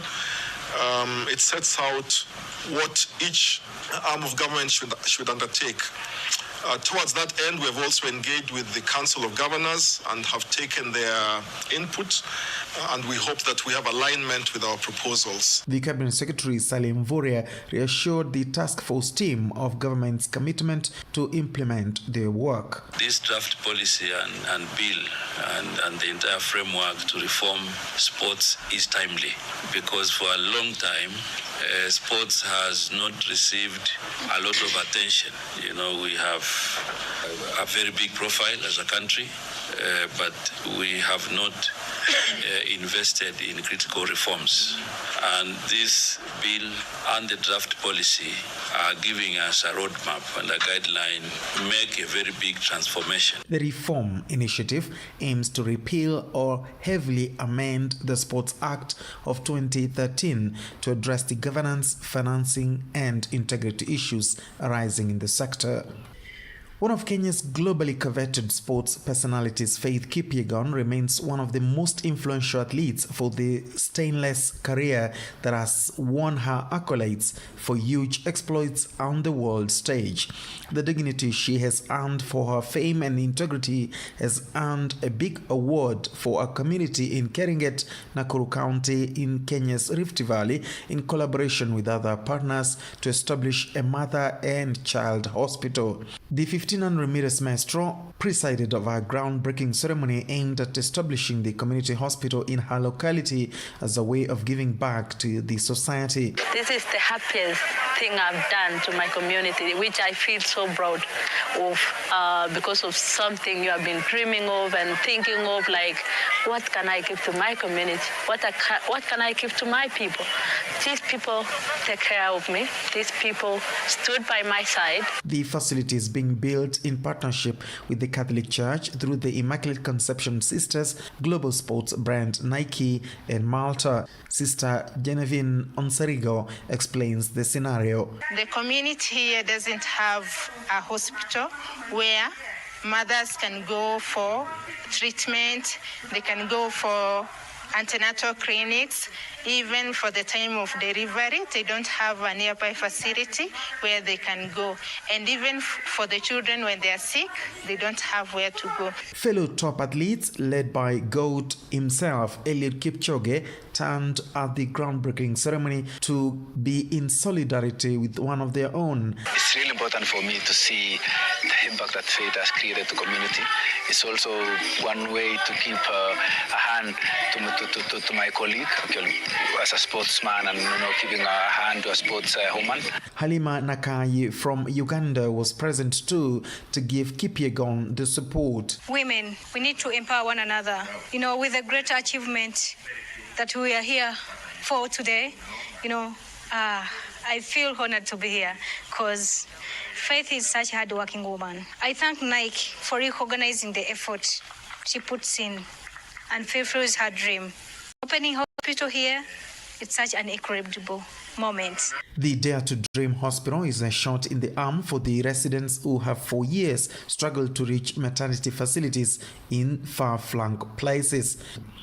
Elsewhere, Athletics Kenya has provisionally put on suspension some 20 athletes for allegedly getting involved in age cheating. The culprits were identified in an investigation carried out jointly with the World Athletics dating back to 2016. This means that they can't participate in the competitions for now. Since Athletics Kenya doesn't have mechanisms of handling such irregularities, Kenya will have to wait for the World governing body to provide a disciplinary roadmap, which may be very costly for the 20 athletes.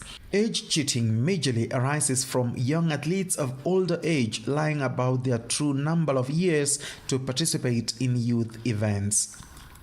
Kenya is inviting a special team of experts from the Confederation of African Football (CAF) to assess the progress at the construction site of the brand new Talanta Sports Stadium, whose designation is the final of the Pamoja AFCON 2027 to be co-hosted with Uganda and Tanzania. The decision was communicated to the public after a delegation of government officers, who included 2 cabinet secretaries, toured the facility and gathered that the 60-seater stadium is 85% complete and within the set timelines. Salim Voria is the cabinet secretary in charge of sports. Inviting CAF in advance, maybe in the middle of next month, so that they can come, the technical team, they can also review with us the progress. If there's any other suggestion that they want to make, they can make it when the contractor is still on the ground, so that we incorporate some of the ideas that they may have. So we'll be inviting them officially to come and review and also work with us. The sports minister was accompanied by his defense colleague Soipan Tuya. We give an assurance to Kenyans that we are going to guard the hosting rights for AFCON 2027 very close to heart by ensuring that all the stadia, the training pitches that are supposed to conform to the requisite standards are going to be delivered on time. The Ministry of Defense plays a crucial role in development as a local contractor. It carries assessments of the progress while monitoring the technical aspects of the project on behalf of the government of Kenya. The Kenya Women Under-20 football team, the Rising Starlets, has been whittled down to 33 players 1 week to the FIFA Under-20 Women's World Cup qualifier against Tanzania. The team is set to play Tanzania in the 3rd round of the qualifiers on 7th of February at Ulinzi Complex, MB, Nairobi, before meeting in the return leg away in Tanzania a week later. Christine Adhiambo is a goalkeeper in the team. Tujipush to believe in ourselves na to implement kwa uwanja positively. Yeah, so for me, I feel preparation yangu iko sawa na niko ready to face the task. The head coach of the team, Jacqueline Juma, believes fitness is the biggest challenge against a formidable outfit. We have to work on the four components of football, which are technical, tactical, physical, and mental, of course. So hakuna yenye nacha ingine. So the 4 of them has to play a very big role. So lazima tuwakie the 4 of them so that to get a complete team, a complete players who is ready to compete. The winner of the 2-legged fixture will enter the ultimate stage of the qualifiers, in which the final 8 teams will play knockout ties, with the winners earning qualification to the 2026 FIFA Under-20 Women's World Cup. Talking of Under-20, the Kenya Under-20 men's football team captain Amos Wanjala has joined Spanish club Valencia after a successful trial. I'm very happy to be here, very concentrated. I was looking up to this. I'm very happy. I give all the glory to God, and back to my family too for supporting me, and also to my country, Kenya. I'm very happy to represent them here in Valencia, and I believe this is a great team with a great history. I'm looking forward to join them in training and to more wins. Wanjala arrived from Athletics Club Torrejano through the VCF Academy before being lifted to join Valencia CF. He's the latest Kenyan youngster to join a European side after a number of compatriots led by Adrian Kibet and Ryan Ogam. In the latest international qualifiers, the Kenya futsal football team was eliminated from the AFCON 2026 qualifiers by Namibia after losing 11-14 on aggregate. Kenya lost 7-10 in the second leg played in Nairobi to aggregate their 8-4 loss in the first leg played in Namibia. The Southern African nation will now meet Libya in the final qualifying round. The Africa Futsal Championship is scheduled for Morocco later this year. For Channel Africa Sports in Nairobi, Kenya, I'm Francis Mutegi. 16:22 Central African Time. Thank you to our East African correspondent Francis Mutegi for the latest update in all things Kenyan sport. We will connect with him and have a conversation right here on Africa at Play to expand on a number of issues. But for now, let's take a short break. Ahoy, matey! Captain here to help, right, boys? Set sail with us on a digital voyage like no other. Channel Africa has a treasure trove of awesomeness. That is our website and social media pages. Tell me, why are you here? We want you to be part of our adventure. The winds are changing, Captain. And this time... Imagine a world where curiosity knows no bounds, where entertainment meets enlightenment, and where every click leads to the African perspective. Visit us on our website, www.channelafrica.co.za, or follow us on Instagram or on X at Channel Africa 1. Go on, like us on Facebook at Channel Africa 1. So, spread the word. Tell a friend that Channel Africa's online variety is what they need on the web. Channel Africa, the African perspective. You heard something you like on Channel Africa and you would like to hear it again? Worry not, we've got your back. Just go to our website, www.channelafrica.co.za, and look for our podcast. Africa at Play, beautifully, happily marrying sports and music. 16:23 Central African Time. This is Africa at Play. A very warm welcome if you have just joined us. Let's also welcome Francis Mutegi, our East African correspondent based in Nairobi, Kenya. Mutegi, good afternoon and a warm welcome to Africa at Play. Good afternoon to you and thank you again for your contribution. I am happy to be part of the show now. There's never a dull moment on the battlefield of different sporting codes. 20 Kenyan athletes suspended for age cheating. How did we get there? Please tell us more. Well, this is probably the second level of doping, so to say, in the Kenyan athletics character. Because doping, of course, is a menace that has been handled for several decades now. It is still remains a big problem. Very recently, of course, we had the report that we filed of close to 120 Kenyan athletes being on the watch list or suspended or, for that matter, banned from participating in international events. And now when it comes to the age keeping, it is rather, let me say, a minor incident of violating the rules of managing the sport in the world athletics body. And in this case, what happens typically is that athletes who are older want to participate in young athletes events, and so they give their age to sound a little younger or to be marked as a little younger than they should be. And so they end up participating in events that are meant for younger people. And so you find some older athletes participating in youth events, whereas in the actual sense, they are older than they should be. And in that context, of course, the documentation is what is used to ascertain that they are young people who are what to participate in youth events. Only in reality or biologically, they are older in the sense. And so these are the sort of reliefs that have been tracked for the last about 8-9 years. It's from 2016 when this investigation started. And in the course of that investigation, they managed to identify 20 of them who were found to have given age levels that were not necessarily their actual ages. And in the end, they have been now suspended. And the suspension, of course, has been slapped by the local federation, that is Athletics Kenya.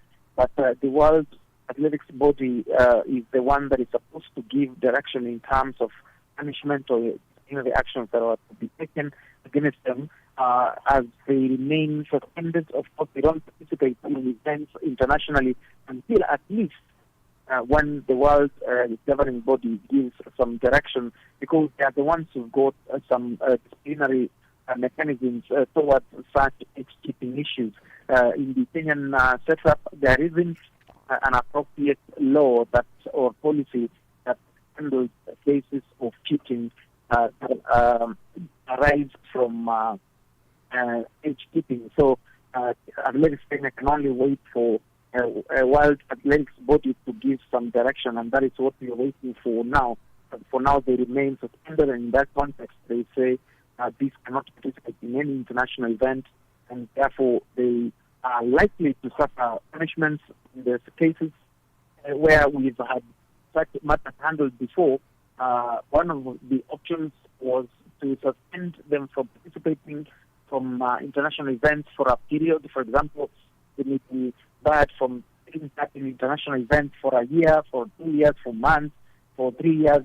And in other cases, you may find that an athlete is barred entirely from participating in any international event, purely on the basis of the, let me say, caliber or the status of their cheating status. And in that context, we can see of the 20 who will be given a lesser burden or lesser punishment as compared to the others, or who will be given a more painful punishment in reference to their cheating.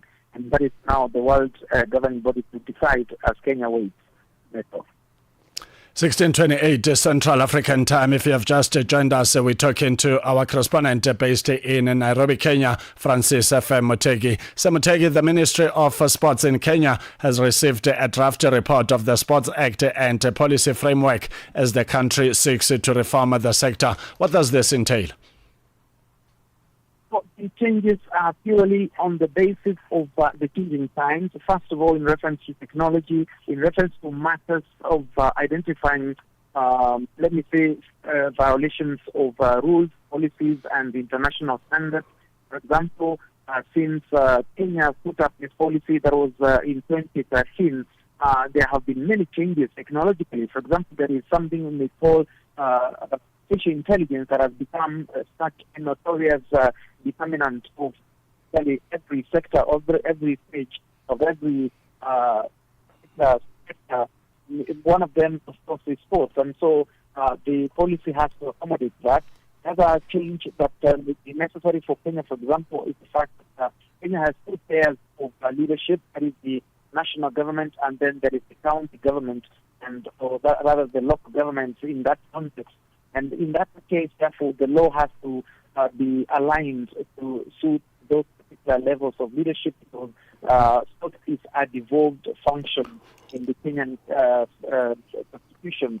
That is to say that it is run by the county government or local governments and not the national government per se.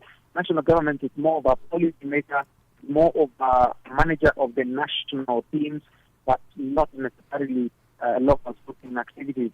And that is one aspect that needs to change.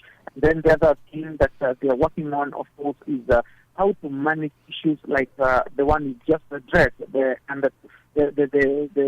age cheating aspect.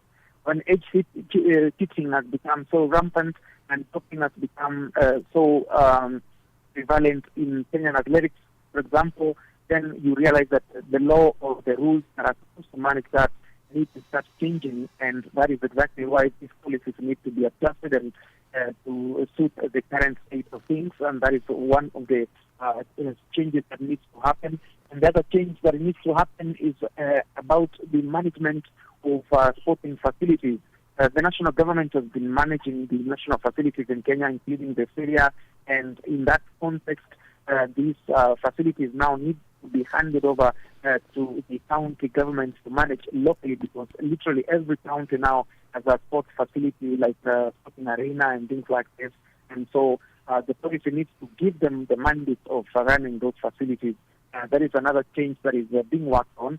And then there is also the aspect of the legal management of cases of sports misappropriation of funding that goes for issues of how legally manage problems that arise from athletes, for example, being sexually abused. All these kind of conflicts that arise from such situations of moral, the tendency tend to also be having some faults or, so to say, deficiencies that need to be addressed, and that is why these policies and these laws need to be worked on to suit the current state of things or the changing times, technologically, socially, and of course economically. And also policies of how to help athletes to manage their, let me say, well-earned resources that they make. Most of them making a lot of money in various international events, but the country doesn't have a proper policy in the sports ministry that would help them to manage those kind of funds that they get. And so you find most of them end up becoming poor even at the end of their career, even after making millions of shillings. And that is why it is very necessary that a policy is established to help them manage these resources and supervise even their managers, supervise their coaches and things like this to make sure that they are not violated, either are they misused by the money makers and things of this nature. And so that is why these policies and these laws need to adjust to suit the current state of things and the changing times metal. Semutegi, let's also talk about a good gesture from Faith Kipyegon, who is building a community hospital at her village in collaboration with Nike Catholic nuns to serve mother and child. I must say that it is heartwarming when an African athlete makes it internationally and they don't forget where they come from. They come back to their native villages and they bring in change and development. Big ups to Faith Kipyegon. Your reaction? Absolutely tremendous and noble, let me say, decision and choice by the young lady who has been, of course, phenomenal in the track, winning literally everything in the Olympics, in the World Championships, in the Diamond Leagues, and the, of course, events that come her way have never gone without her having a medal on her neck. And so she has been eating a lot from this talent, and she believes that this achievement is purely on the basis of the background that she comes from, where she came from, the place where she was brought up, where she was fed and where she was taught, as well as where she was given an opportunity to exercise her talent and contribute to what God has given her. And so she decides to give back, and that is why she's now collaborating with Nike as well as the Catholic Church in that particular area where she comes from. And the intention is to put up a hospital that will be referred to as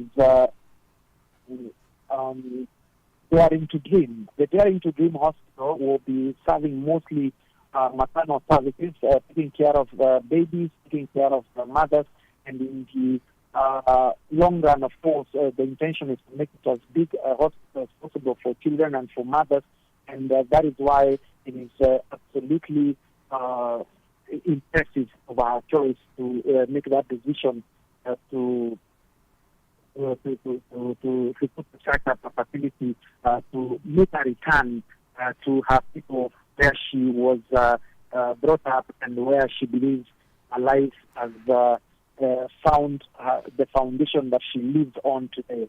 And that is really impressive. Of course, she also is using the Catholic nuns who are capable of managing the facility on the basis of charity services, because the services are not supposed to be expensive. They're meant to serve the community around. And so the nuns were found to be the most appropriate people to manage that there will not be exploitation of the locals even when the hospital is put up, so that the charges or the fees that will be spent when looking for 16:36 Central African Time. We've lost Francis FM Mutegi there, who is talking to us on Africa at Play as we were reflecting to a good gesture by one of the star athletes in Kenya, Faith Kipyegon, who took a giant step to build a hospital in his village back in Kenya, collaborating with a sporting brand, Nike, as well as the Catholic Church in her area to make certain that mothers and children receive better care when it comes to health matters.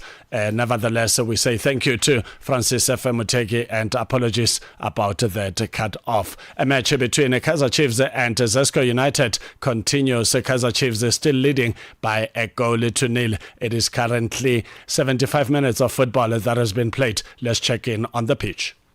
With the sucker punch in the last 15. Opio.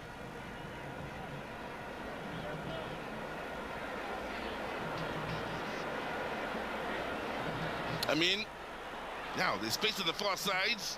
Chiefs have good numbers back here, but they need good movement and good decision making in the passes as well. Zesco.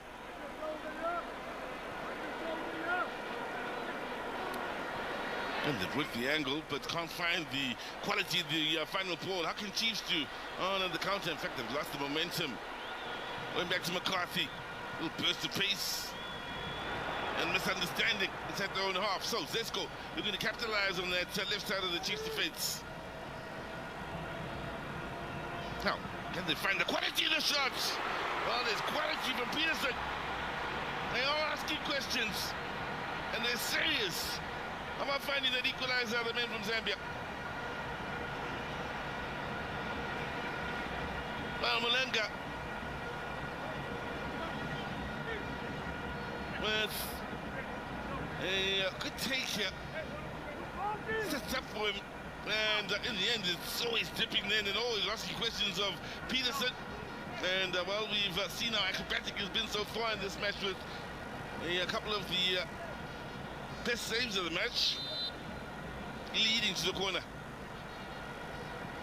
Good numbers forward for Zesco on the near post. It's quite convincing initially from Chiefs, but look at it clear now. Zesco bringing it right back. Final ball. There's a real problem for them on that occasion. I mean, opting to look for a teammate around the penalty spots. That's McCarthy.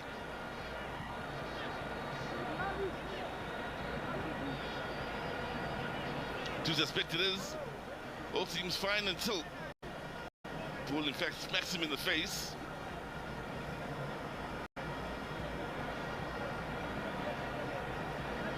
Well, he should be able to continue. Yeah, they may very well have some work coming their way. Kaizer Chiefs did the last 10.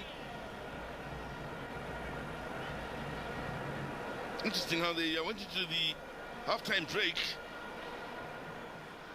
Commentator is Sizwe Click Bang Mabena, courtesy of SABC Sport. It is a match between Kaizer Chiefs of South Africa in the Southern African Derby against Zesco United from Zambia. 78 minutes of football has been played. Amakhosi is still leading by a goal to nil. And I must say the Chiefs keeper has done tremendously well. I've counted 3 clear chances where the visitors could have found the back of the net. And he's the man who's keeping the scoreline on a 1-0 lead. It is now 16:39 Central African Time. We take a short break. When we come back, we'll wrap up our conversation with our East African correspondent, Francis FM Mutegi.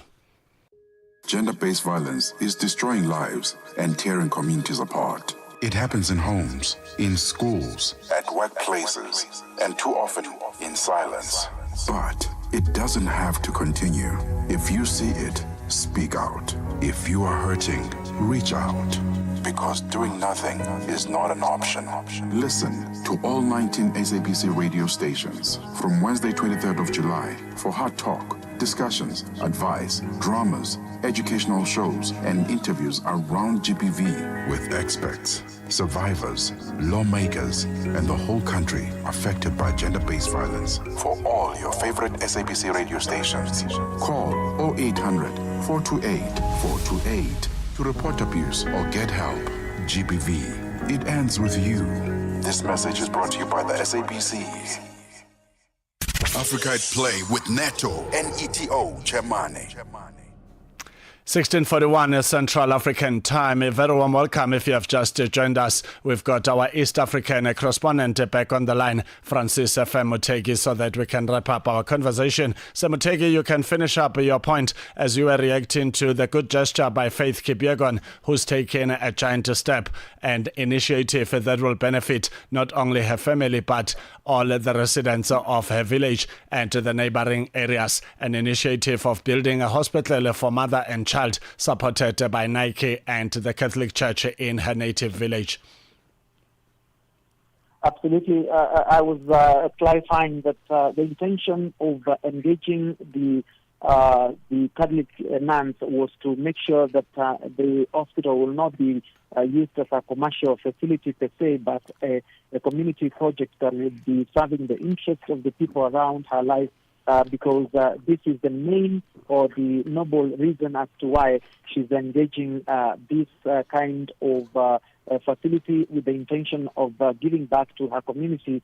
And therefore, in the context of establishing that kind of hospital, she needs to make sure that it is not going to be used inappropriately or for commercial reasons, but to serve the community and in the interest of the people of the life that she leads. As you mentioned, there her family and her friends as well as neighbors and the entire region there who have been suffering for long because they had to trek long to reach maybe a hospital facility, maybe to reach a place where they can get this kind of maternal services. Some have been walking long distance and so on. And so we want to believe that will be the main reason as to why she will be finding it the most appropriate project to engage in for the time being, so that she can serve the interest of the people of our community where she was brought up, Neto.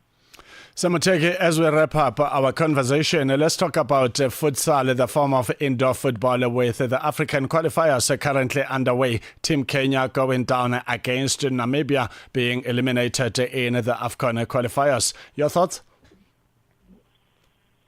Well, I think, first of all, Kenya were rookies in this particular match, purely because I think this is the first time Kenya was attempting to qualify for the Africa Cup of Nations in that game that is played almost in an indoor kind of arena. And so after playing the first leg away in Windhoek and ending up to lose 8-4, they had to come home and try win by a minimum of 5-0, but they ended up again falling apart, and the visitors, Namibia, managed to produce another scintillating performance to beat them 10-7. And so in total, it emerged that the Namibians were superior in literally every aspect in that context.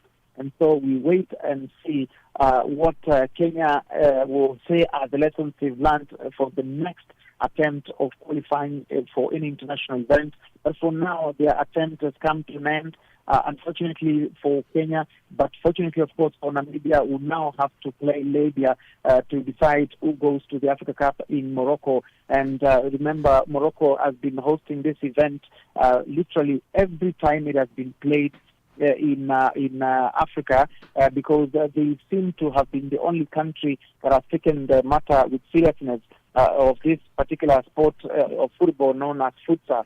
And so we are waiting to see whether Namibia can manage to outdo Libya and go to Morocco. I want to also recall that Libya are being given the opportunity to play this particular final leg against Namibia because they are one of the teams that have been doing very well continent-wise. So it is not going to be an easy match for Namibia. But as you can imagine, the Namibians have shown their pedigree and cannot be shoved off so easily. They've got to fight against a very formidable and experienced side called Libya. And for Kenya, it is to learn the lessons that came from that. Being their first attempt, you can imagine also managing to score 7 goals in one match, and then managing to score 4 goals in the other match, ending up with a total of 11 goals, even though in the end ending up to lose to a very experienced Namibian side. It is a good performance for a start, and they can only carry the lesson forward as they wait for the next occasion when they can get a chance to participate in that event. But for Namibia, this is the time now to start shaping up for the big fight against Libya and see who goes through the ticket to travel to Morocco for the futsal event. And as you can imagine, Morocco has been a carnival of footballing event this year, and that is an event we are waiting for, without forgetting, of course, the women's, that is Alcon, that is also not too far away, Neto.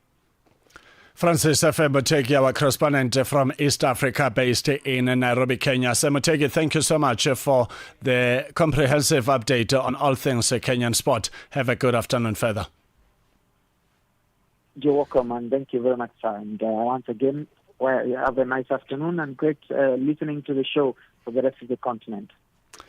That's how we wrap up our conversation with our East African correspondent, Francis Mutegi. 16:47 Central African time. We will be hearing from the team from Mix Vibration about what's coming up on the show, as when Africa's Velvet Voice says goodbye, a continuation will happen with Mix Vibration coming your way. To stay tuned to Africa at Play. Let's visit the dance floor. Africa at Play with Neto and Neto Chemane.